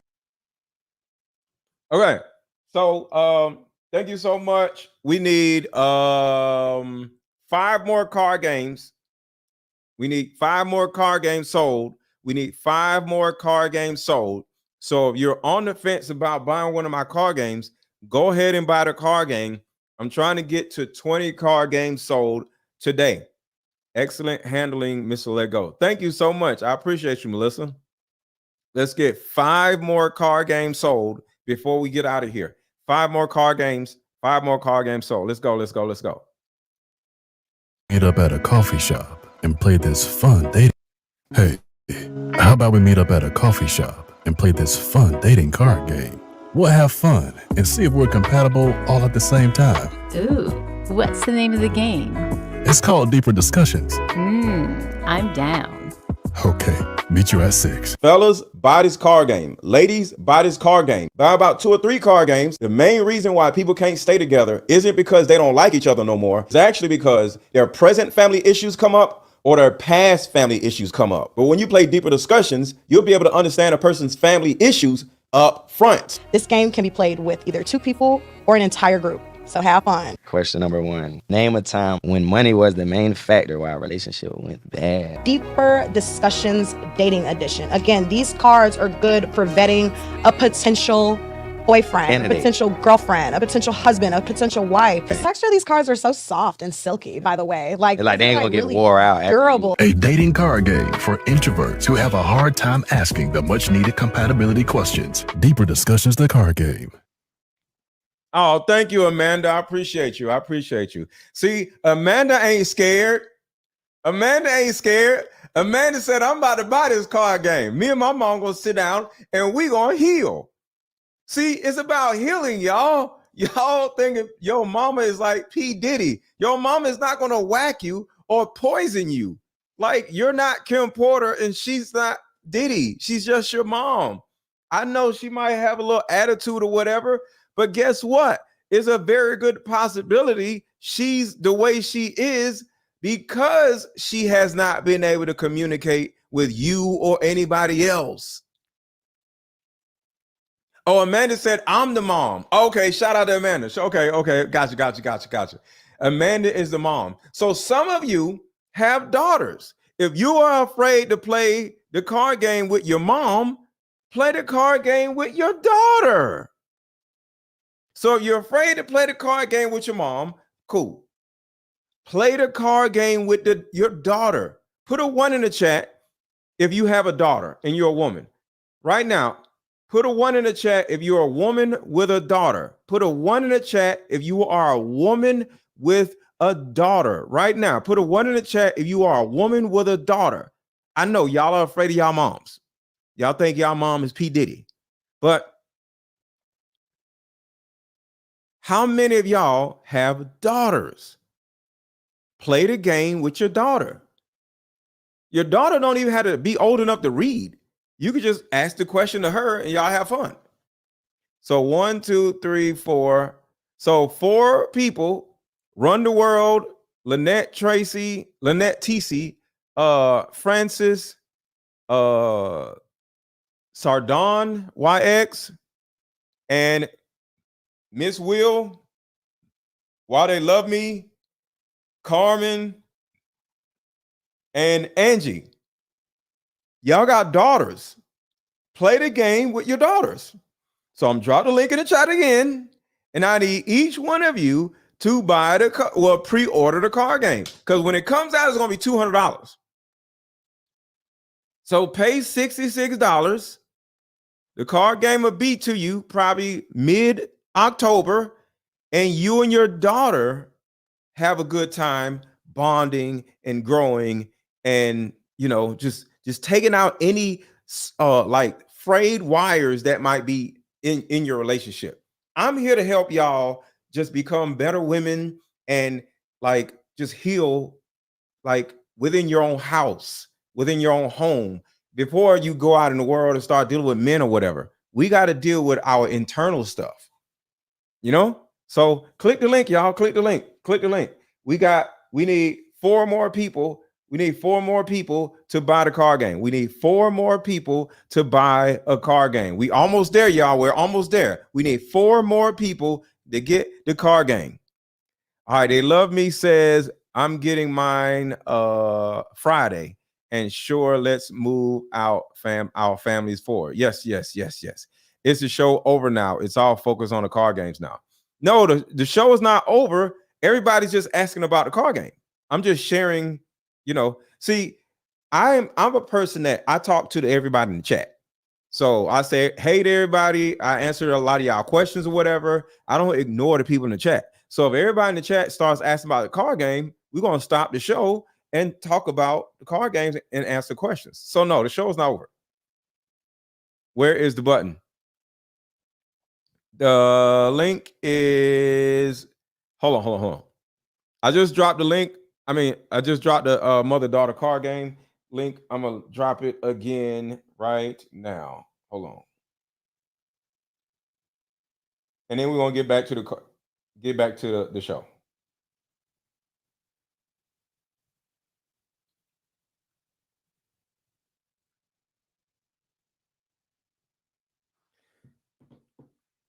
All right, do y'all see the link? Where is it at? All right, hold on. I'll just do it this way.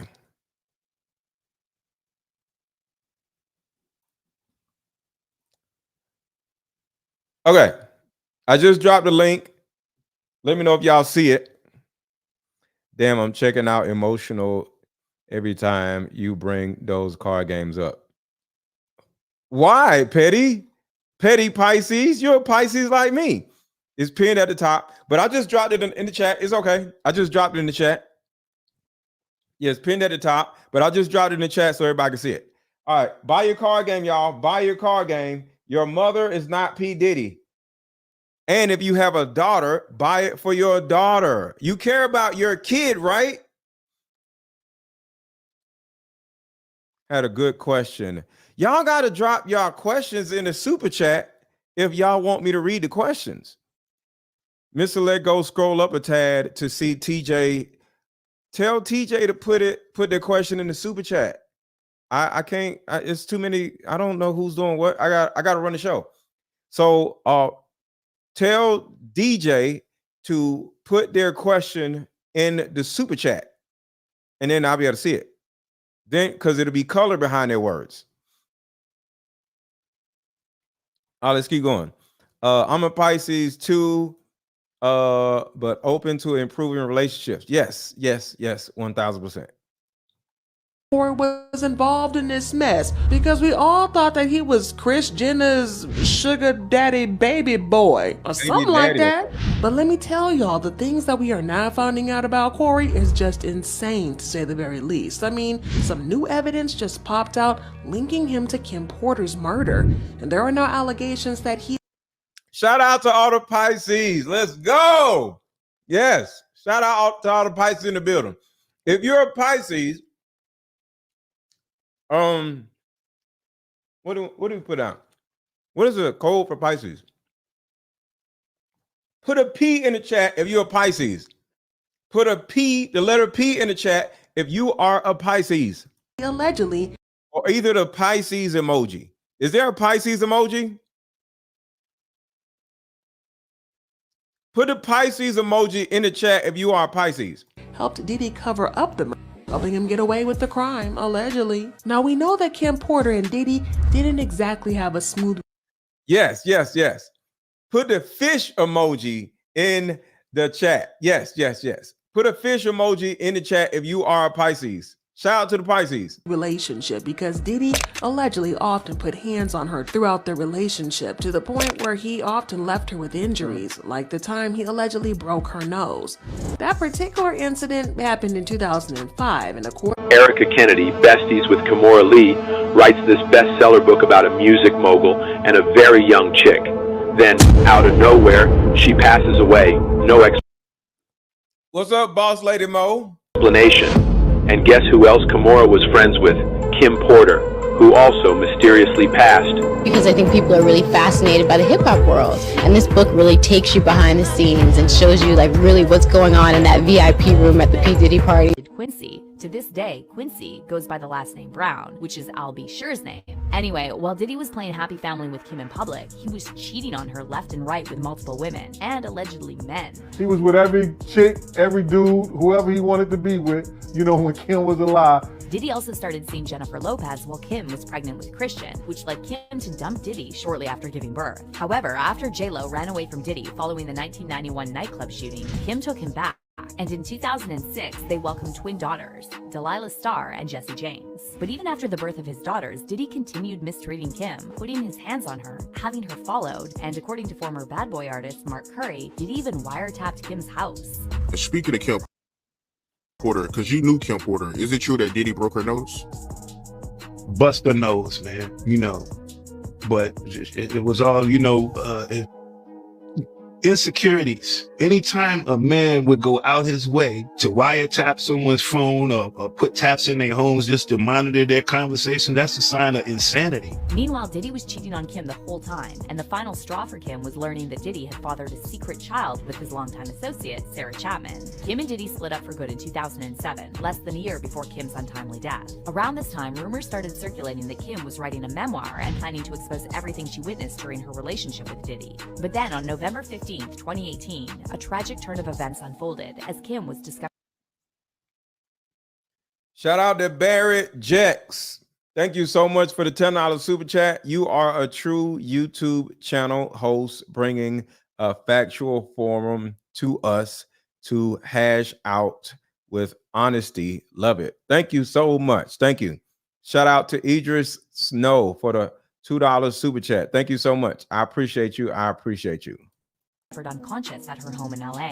Kim was discovered in her bed by a family member, and by the time the paramedics arrived, it was too late, and Kim was pronounced dead. She was just 47 years old. An autopsy was conducted, and the LA County Medical Examiner coroner concluded that she died from lobar pneumonia and that the manner of death was natural. However, the timeline leading to this strategy is strange to say the least. Reports surfaced that Kim started complaining of a sore throat on November 7th, and by November 12th, she developed a fever. However, she tested negative for both influenza and strep and received treatment with antibiotics, vitamins, and pain relief medication. And according to her family, by November 14th, she felt perfectly fine and her temperature was back to normal. The coroner's report also stated that Kim had no documented history of substance or alcohol use or any underlying medical conditions. In fact, she seemed to be in perfect health.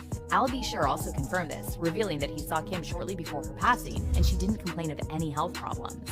For a couple of years, Al privately grappled with the idea that Kim's death wasn't natural, until he finally decided to speak out. In July 2020, he posted Al B. Sure just explained how Diddy was responsible for his coma after Kim Porter's death. And this has me shook. This is I didn't know Albie Shore was in a coma too. God damn. Albie Shore was in a coma too? not all. He is still coming out with his documentary about his life that is going to go into detail about exactly how he got put into the coma. And if you remember, Jaguar Wright told us 3 years ago that Al B. Sure was working on the documentary about his life just like Kim Porter right before he slipped into a coma. And Al B. Sure decided to do this documentary right after Kim Porter's passing, where Thank you, Grace. Thank you, Grace. Thank you, Grace. Thank you. he alleged that she was murdered. And this is where Al B. Sure took to Instagram to talk about Kim Porter's passing. He said, I found this footage from the morning I learned of Kim Porter's murder and how it ripped the soul from my physical body. I was on my way to film the pre-show packages for the BET Awards when I received a call from PR Icon asking me if I was okay and did I hear the news. I had no clue. I did know very clearly that Kimberly did not just check out all of a sudden over pneumonia. That's some bullshit. Really? This is where I get into trouble. We just celebrated our son Quincy's new deal and Christmas special with Netflix, and she was in fantastic health and laughing about seeing me and Diddy's mutual exchange at the theater. I'm going to leave it here. Don't let the love songs fool you. So I'm going to go ahead and roll you guys the clip of Al B. Sure talking about him being put into a coma and Yes, Al had to learn how to walk again. Damn.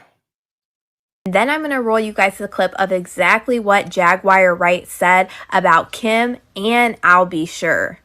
And then y'all let me know what you guys think about this in the comments. We're going to be producing the Al B. Sure life story.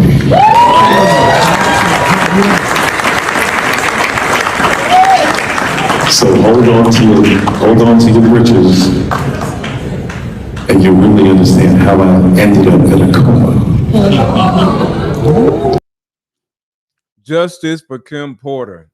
Shout out to Run the World. Justice for Kim Porter. You're really gonna need to call Homeland Security.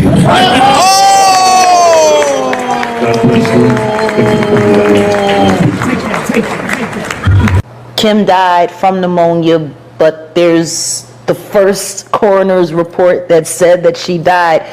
It was ruled a homicide. And Oh, I'm 57 years old. The reason why I enjoy your podcast because you are such a man's man. Your father did a good job with you. Oh, I appreciate that. I appreciate that. I really appreciate that. Hold on, let me show y'all something. Let me show y'all something about my father. Is it this one?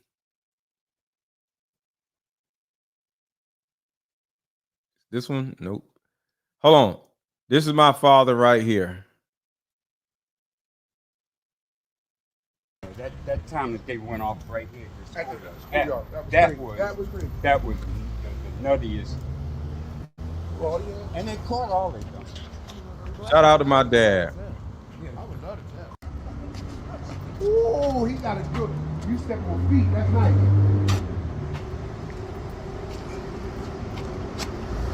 He stepped on his foot. Shout out to my father. Shout out to my father. toxins in her body. Thank you, Idris. I appreciate you for the $2 super chat. To prove that she had been poisoned. You know, they have poisons that create heart attack and pneumonia-like symptoms. Kim is dead. Heavy D is dead. Andre Harrell is dead. The only two left are Puffy and Al almost died. Isn't that interesting? That is interesting. Heavy D Damn. was found dead, face down in the heart attack. Andre Harrell, heart attack. You want to know what they all had in common, though? The survivors and the late. Hey. Hey, Daddy. Hey. Oh, this is me and my daughter. We'll listen to this real quick. First of all, in all situations, I feel as though the parent set the tone. Mm. So I always knew that you would, number one, be there, even though there was a divorce. Mm-hmm. But you just set that tone to let me know you was always going to be a provider and be there. I guess I may have had a very different experience than most people. And I never want to be insensitive to what people have went through. But the dynamic of everything that happened, it became beneficial. That was beneficial in my adult life that I learned from what I went through when I was a child. How was it beneficial? So for instance, moving from one side of town to a whole nother different side of town, me knowing that my dad operated a certain way, I used everything that happened and everything you taught me to make sure that I didn't go the wrong path or anything like that. Compared to if he was in a household while I was going through those things as a young teen, I probably would have been a little bit more like acting out type of. Yeah. Like, so I gave you more of a system and structure on how to deal with the outside world. Yes. And since you wasn't there, but you still was an aid, Mm-hmm. I had essentially what I needed. Let me ask you a question, because Corey Holcomb said she just So like here's her mom. Right here. I can't deal. YouTube talking about. So here's my dad right here. I'm on YouTube talking about.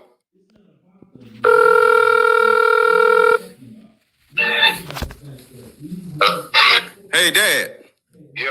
Hey, I got a quick question. I'm on YouTube talking about like Cat Williams and you know they're kind of like going back and forth or whatever, right? And Cat. Talking about what? I'm talking about Cat Williams, the comedian Cat Williams, right? So he is talking about how Tyler Perry and you know a lot of these comedians, they actually sold out and wore dresses, and because of that, Tyler Perry is a billionaire, right? And there's a bunch of them that you know it wasn't just a few of them. Almost every comedian wore a dress, and somebody just asked me in the chat, how would you look at me? I'm not going to do it, but just a question. How would you look at me if I actually made it, but I wore a dress making it? Like, how would you look at me as my father? Well, first off, you disrespected yourself. Thank you. See, this is my daddy right here. That's what I'm talking about. So yeah, me and my daughters are very close. We have a very close-knit family. So yes. All right, so let's go back to the video. They were all writing tell-all books. Andre was writing a book right before he died. Heavy D was working on a book before he died. Kim Porter was working on a book before she died. And Albie Shore was working on the documentary of his life. And then he goes into a coma. Has Puffy ever been in a coma? Nope. Has anything happened to him? Nope. He must be the luckiest motherfucker because it seems like everybody that worked at Uptown Records from the very beginning is gone. Just him. 2024 is the year of truth, and everything that Jaguar has been saying about Diddy is starting to come to light. So I'm curious what else will be revealed as time goes on. But let me know what you guys think in the comments on everything that Jaguar Wright has said about Diddy. She also talked about how he was so obsessed with keeping her under his control that he would even go as far as to make sure her medical records were sent to him and not her. The court document said on multiple occasions, Mr. Combs had Miss Ventura's personal medical records sent directly to his email address. For instance, when Miss Ventura began experiencing memory loss, potentially due to excessive drug use and or head injuries caused by Mr. Combs' beatings. As described below, her MRI results were provided directly to Mr. Combs. The lawsuit talked about a couple of times where he put hands on her, like the time they were on their way home after attending a party with Jay-Z. Mr. Combs beat Miss Ventura repeatedly in an Escalade, including by kicking and hitting her. He forced her out of the vehicle on 5th Avenue in New York City. She was eventually able to hail a cab and get to her apartment in Manhattan. There's also the time when Cassie spoke to a music manager in hopes of furthering her career. It was nothing serious, just a casual conversation in a club, but Diddy got so mad that when they left the club, Mr. Combs Miss Ventura, pushing her into a corner of the vehicle and stomping on her face. When the car arrived at Mr. Combs' residence, Miss Ventura attempted to run away, but Mr. Combs followed her and proceeded to again kick her in the face. Miss Ventura was bleeding profusely and was ushered into Mr. Combs' home, where she began to throw up from the violent incident. She also talked about how he would force her to engage in intimacy with hired male SWs because he liked to watch her be intimate with black males, with BBCs, if you know what I mean, and he got off on it. Now, Cassie claimed she didn't want to engage in this, but Diddy forced her to use drugs so she could get through the horror without breaking down. The lawsuit said Mr. Combs always supplied Miss Ventura with copious amounts of drugs before and during the FOs. Miss Ventura was given ecstasy, cocaine, GHB, ketamine, marijuana, and alcohol in excessive amounts during FOs, which allowed her to disassociate during these horrific encounters. It became commonplace to get IV fluids in the days after an FO to recover from excessive substances pushed upon her. Y'all, the lawsuit went on, and I'm not even gonna get into all of it because it's so awful on so many accounts. At first, Diddy tried to deny the allegations, and he did the usual talks of how Cassie was out for money, how she was lying and trying to shake him down, and how he wasn't going to stand for it and it was going to be proven in court that she was lying and all of that. He released a statement through his lawyer saying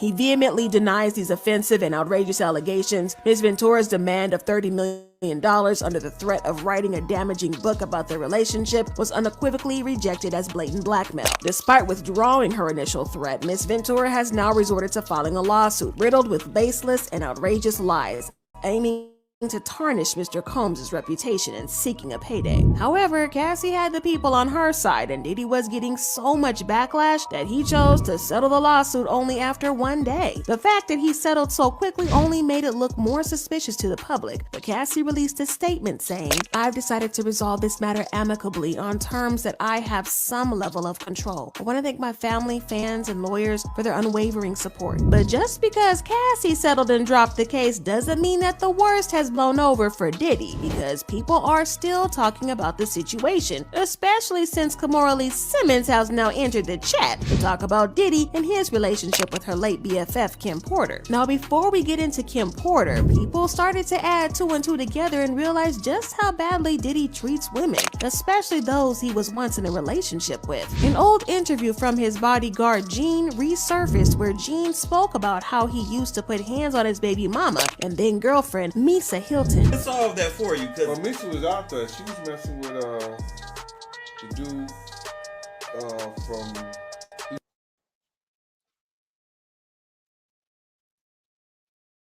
Jaguar Wright explained the truth about Corey Gamble. She explained that Corey Gamble was around during Kim Porter's death because he's an industry plant and he's put in places at certain times.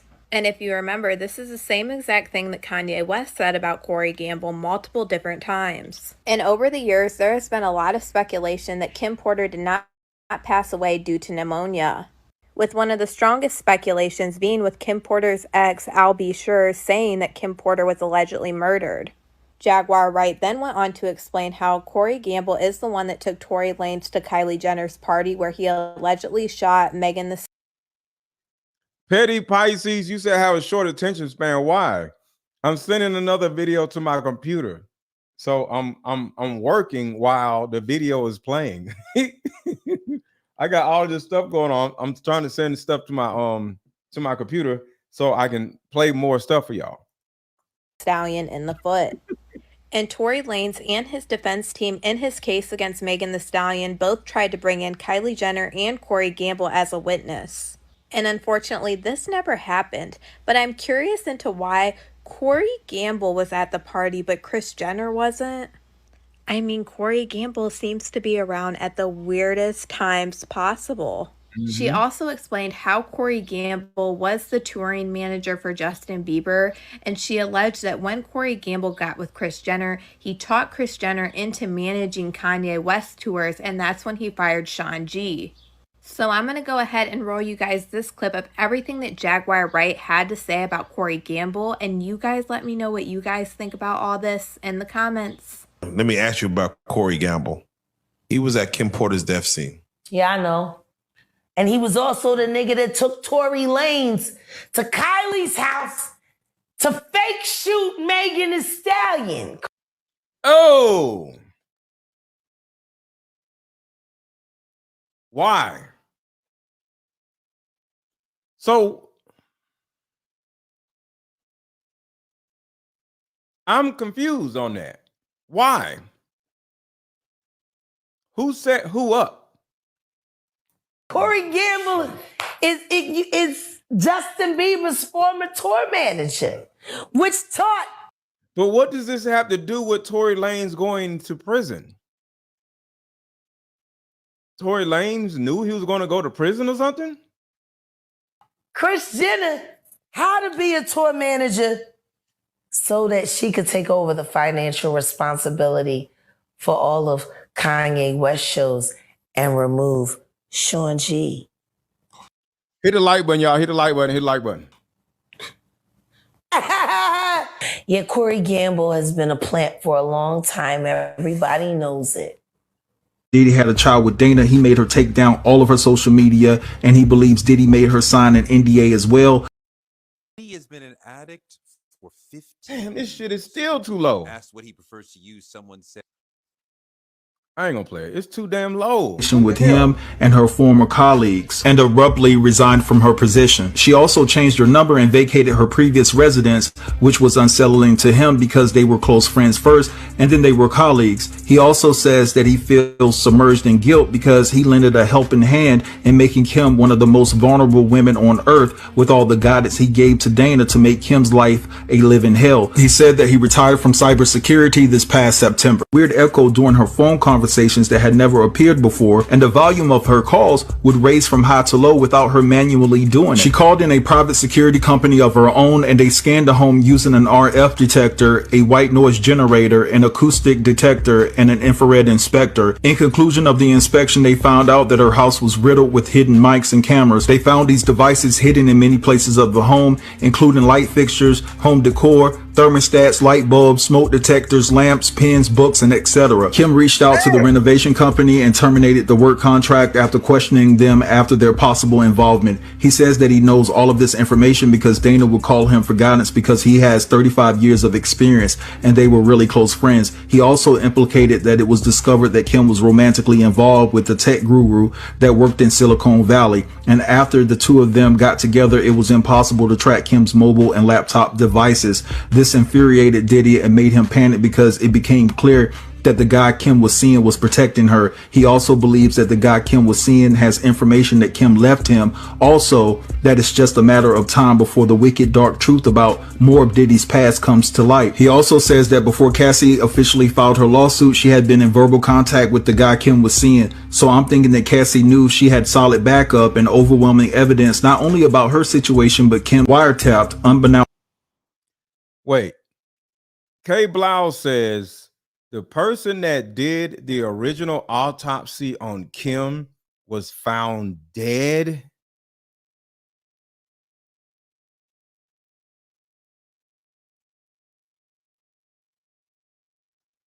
What? To her, she noticed it approaching, and as a matter of fact, I was contemplating on waiting until Friday or so to email you. However, this information is just too hot to sit on. I was put in contact with the guy that used to work for the same cybersecurity company that Diddy's recent baby moms used to work for, and he coughed up some pretty compelling information. I sent his name and contact info along with a PDF copy of some documents that is attached to this email. Do not share this information or these files just yet. But man, he is saying that Dana Tran met Diddy back in May of 2017, despite all the rumors that she got pregnant during a one-night stand. Dana did not get pregnant until the beginning of 2022, and she gave birth to their child in October of 2022. In fact, Dana had been responsible for tracking Kim's every move up until Kim passed away. Diddy reached out to the cybersecurity company in question initially for consultation about their services and eventually ended up meeting Dana. I'm told she is responsible for hacking into Kim's mobile devices, laptops, and having Kim followed. It has also been brought to my attention that Kim was having parts of her home renovated, and an employee of the renovation company was paid to usher in a tech guy who specialized in installing hidden cameras and microphones. The renovation company provided this private contractor, with a uniform to disguise his identity, and he watched. This is like a movie. What? A contractor, a tech guy disguised as a contractor. Who has time for all of this? Wiretapped and install hidden cameras throughout parts of the house that he could gain access to. This was all said to be masterminded by Diddy, and Dana executed the plan.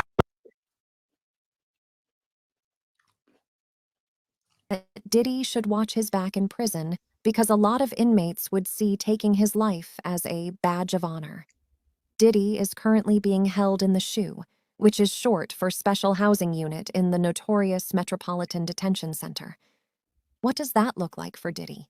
Well, he will only be allowed 1 hour of rec time a day and 3 showers a week. He will receive a 6 a.m. wake-up call. He will need to make his bed, mop the floor, and clean his cell. He will receive 3 meals.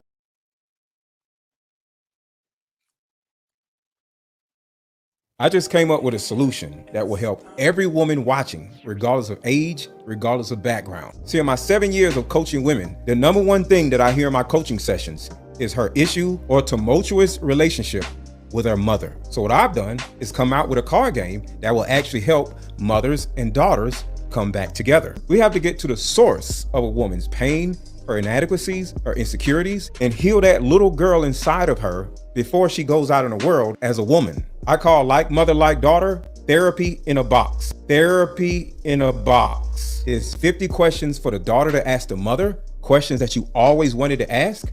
And it's also 50 questions for the mother to ask the daughter. But when you're able to ask the questions that you always wanted to ask to your mother without her getting upset, without her pulling rank on you, the lines of communication are now open. When women are finally able to forgive their mother, forgive their father, forgive what happened to them, and most importantly, hear her mother's side of the story that she never divulged to you, relationships outside of the household would then blossom. Because for most women, there's a hurt little girl inside of her that never had an opportunity to be seen or heard. All of the resentment, the lack of being heard, but all that stops when you buy my new Like Mother, Like Daughter card game. Order it now. The link is under this video. Click the link and let's start healing.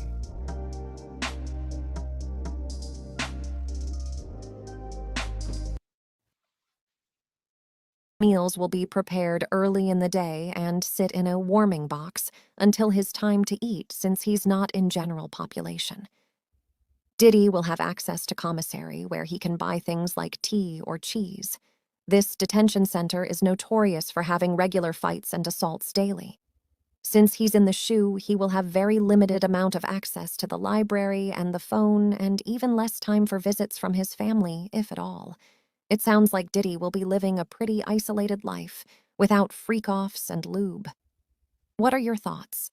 The story we're tracking, music mogul Sean Diddy Combs on suicide watch at Brooklyn's Metropolitan Detention Center after 2 judges denied his request for bail. That P. Diddy's on suicide watch tonight. Do your sources confer at the same... Yeah, he is on suicide watch. This guy thought he would have went home.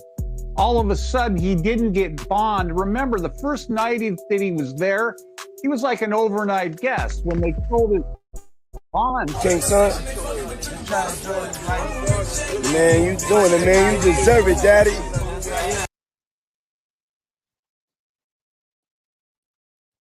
When Kimora said Kim's death was suspicious.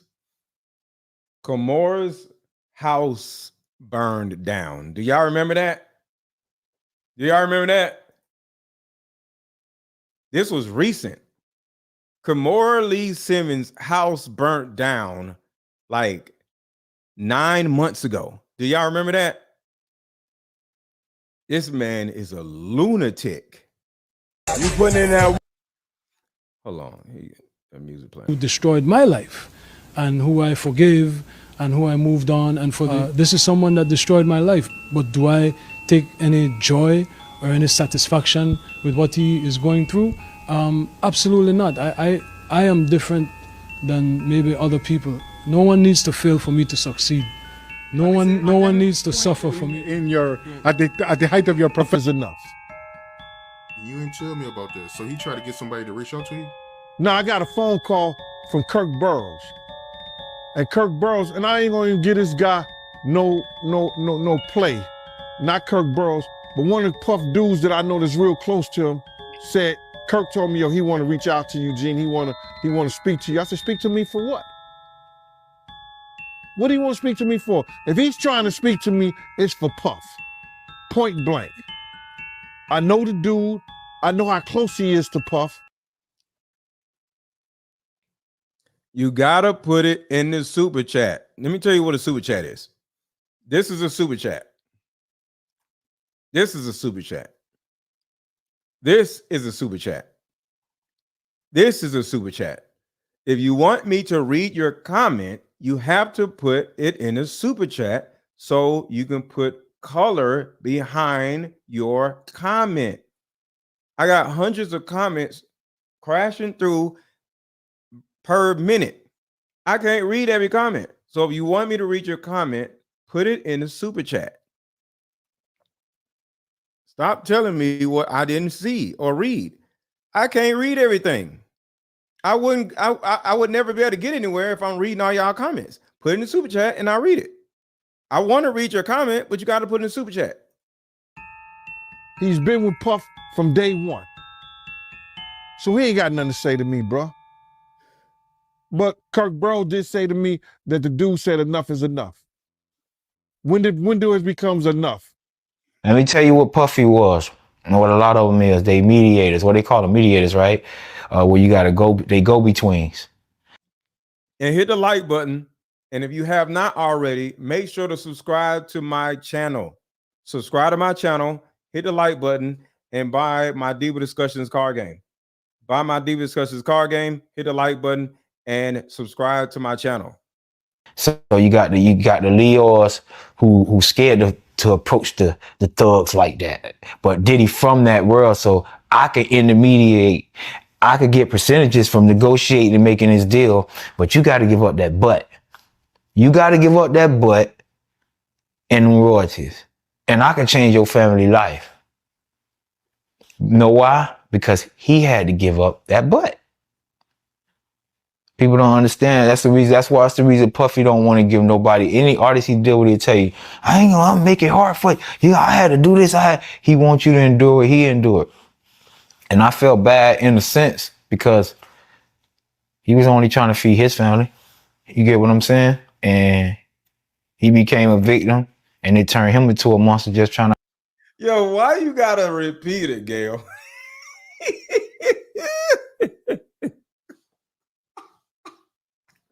Y'all are so silly. Why? Oh my God, y'all hilarious. Super chat your comments, please, and keep it easy for host Mr. Let Go. Have your voice and thoughts discussed in the channel.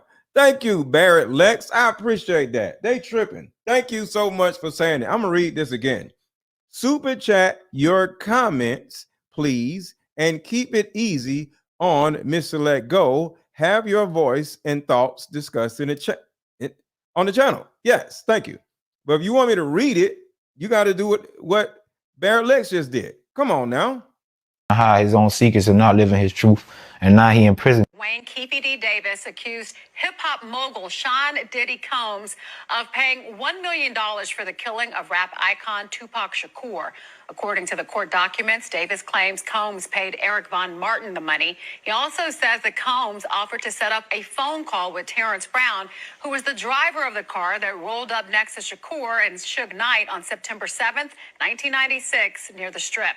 Now, Davis says that he was telling on himself and not trying to provide evidence against anyone else. He's accused of orchestrating the plot to kill Shakur. A trial date has been set now for some time in November. So at this point, we're just going to call this our daily Diddy News update. We did find out that he is on suicide prevention watch. Not suicidal, just watching. They've interviewed 50 witnesses for this case. All right, y'all. I'm going to go watch these football games. I've been on live for, I think, 4 hours. This was fun. I love having long lives. And shout out to P. Diddy. I love having long lives by staying alive and not getting murdered. So shout out to Diddy. But yeah, I like having these long lives because we get to hang out and spend the day together. And y'all already know I'll be back tomorrow because I got so much stuff. 4 hours ain't even enough for me to talk about it. How about them Cowboys? Oh, the Cowboys won? Yeah, I'm about to go watch the 4:15 games and get up out of here. Barrett Lex says thank you. Barrett Lex says, Running Bear says thank you. I appreciate you. I appreciate you. I appreciate you. But yeah, I got so much more information to share. I couldn't even put it in a 4-hour stream. Yeah, we started at 12. Yeah. So I'm out of here. Yeah, staying alive and long live. Exactly. So y'all have a good rest of y'all day. And if you have not already, because a lot of you women were saying in the chat, Tissa, you already know either I'm live or Tissa Tails is live. You already know that.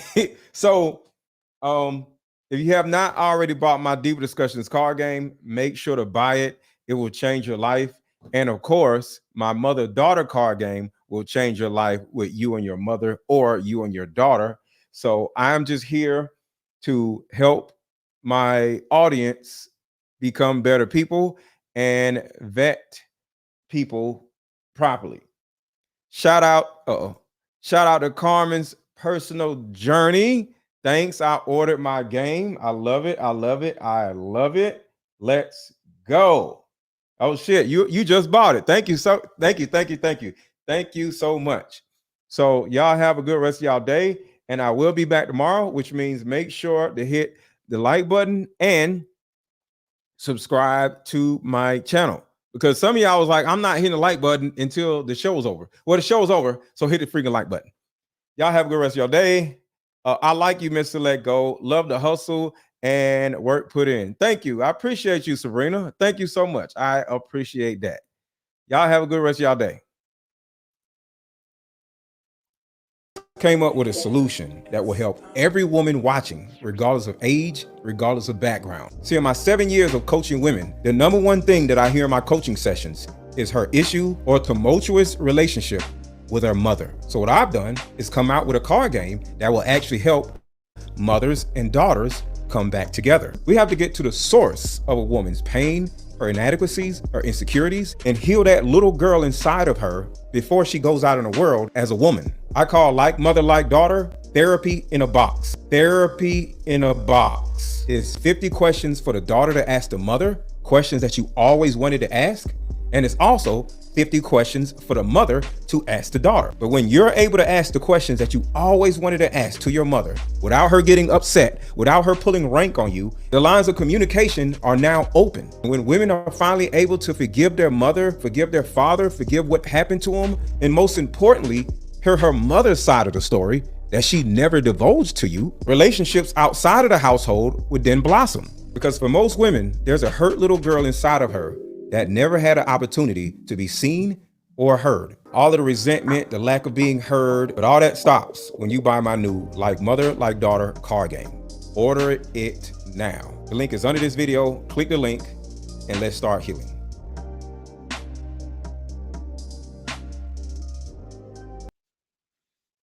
At a coffee shop and play this fun dating card. Hey, how about we meet up at a coffee shop and play this fun dating card game? We'll have fun and see if we're compatible all at the same time. Ooh, what's the name of the game? It's called Deeper Discussions. I'm down. Okay, meet you at 6. Fellas, buy this card game. Ladies, buy this card game. Buy about 2 or 3 card games. The main reason why people can't stay together isn't because they don't like each other no more. It's actually because their present family issues come up or their past family issues come up. But when you play Deeper Discussions, you'll be able to understand a person's family issues up front. This game can be played with either 2 people or an entire group. So have fun. Question number 1. Name a time when money was the main factor why a relationship went bad. Deeper Discussions Dating Edition. Again, these cards are good for vetting a potential boyfriend, Candidate. a potential girlfriend, a potential husband, a potential wife. The texture of these cards are so soft and silky, by the way. Like they ain't gonna get really wore out. durable. A dating card game for introverts who have a hard time asking the much needed compatibility questions. Deeper Discussions, the card game.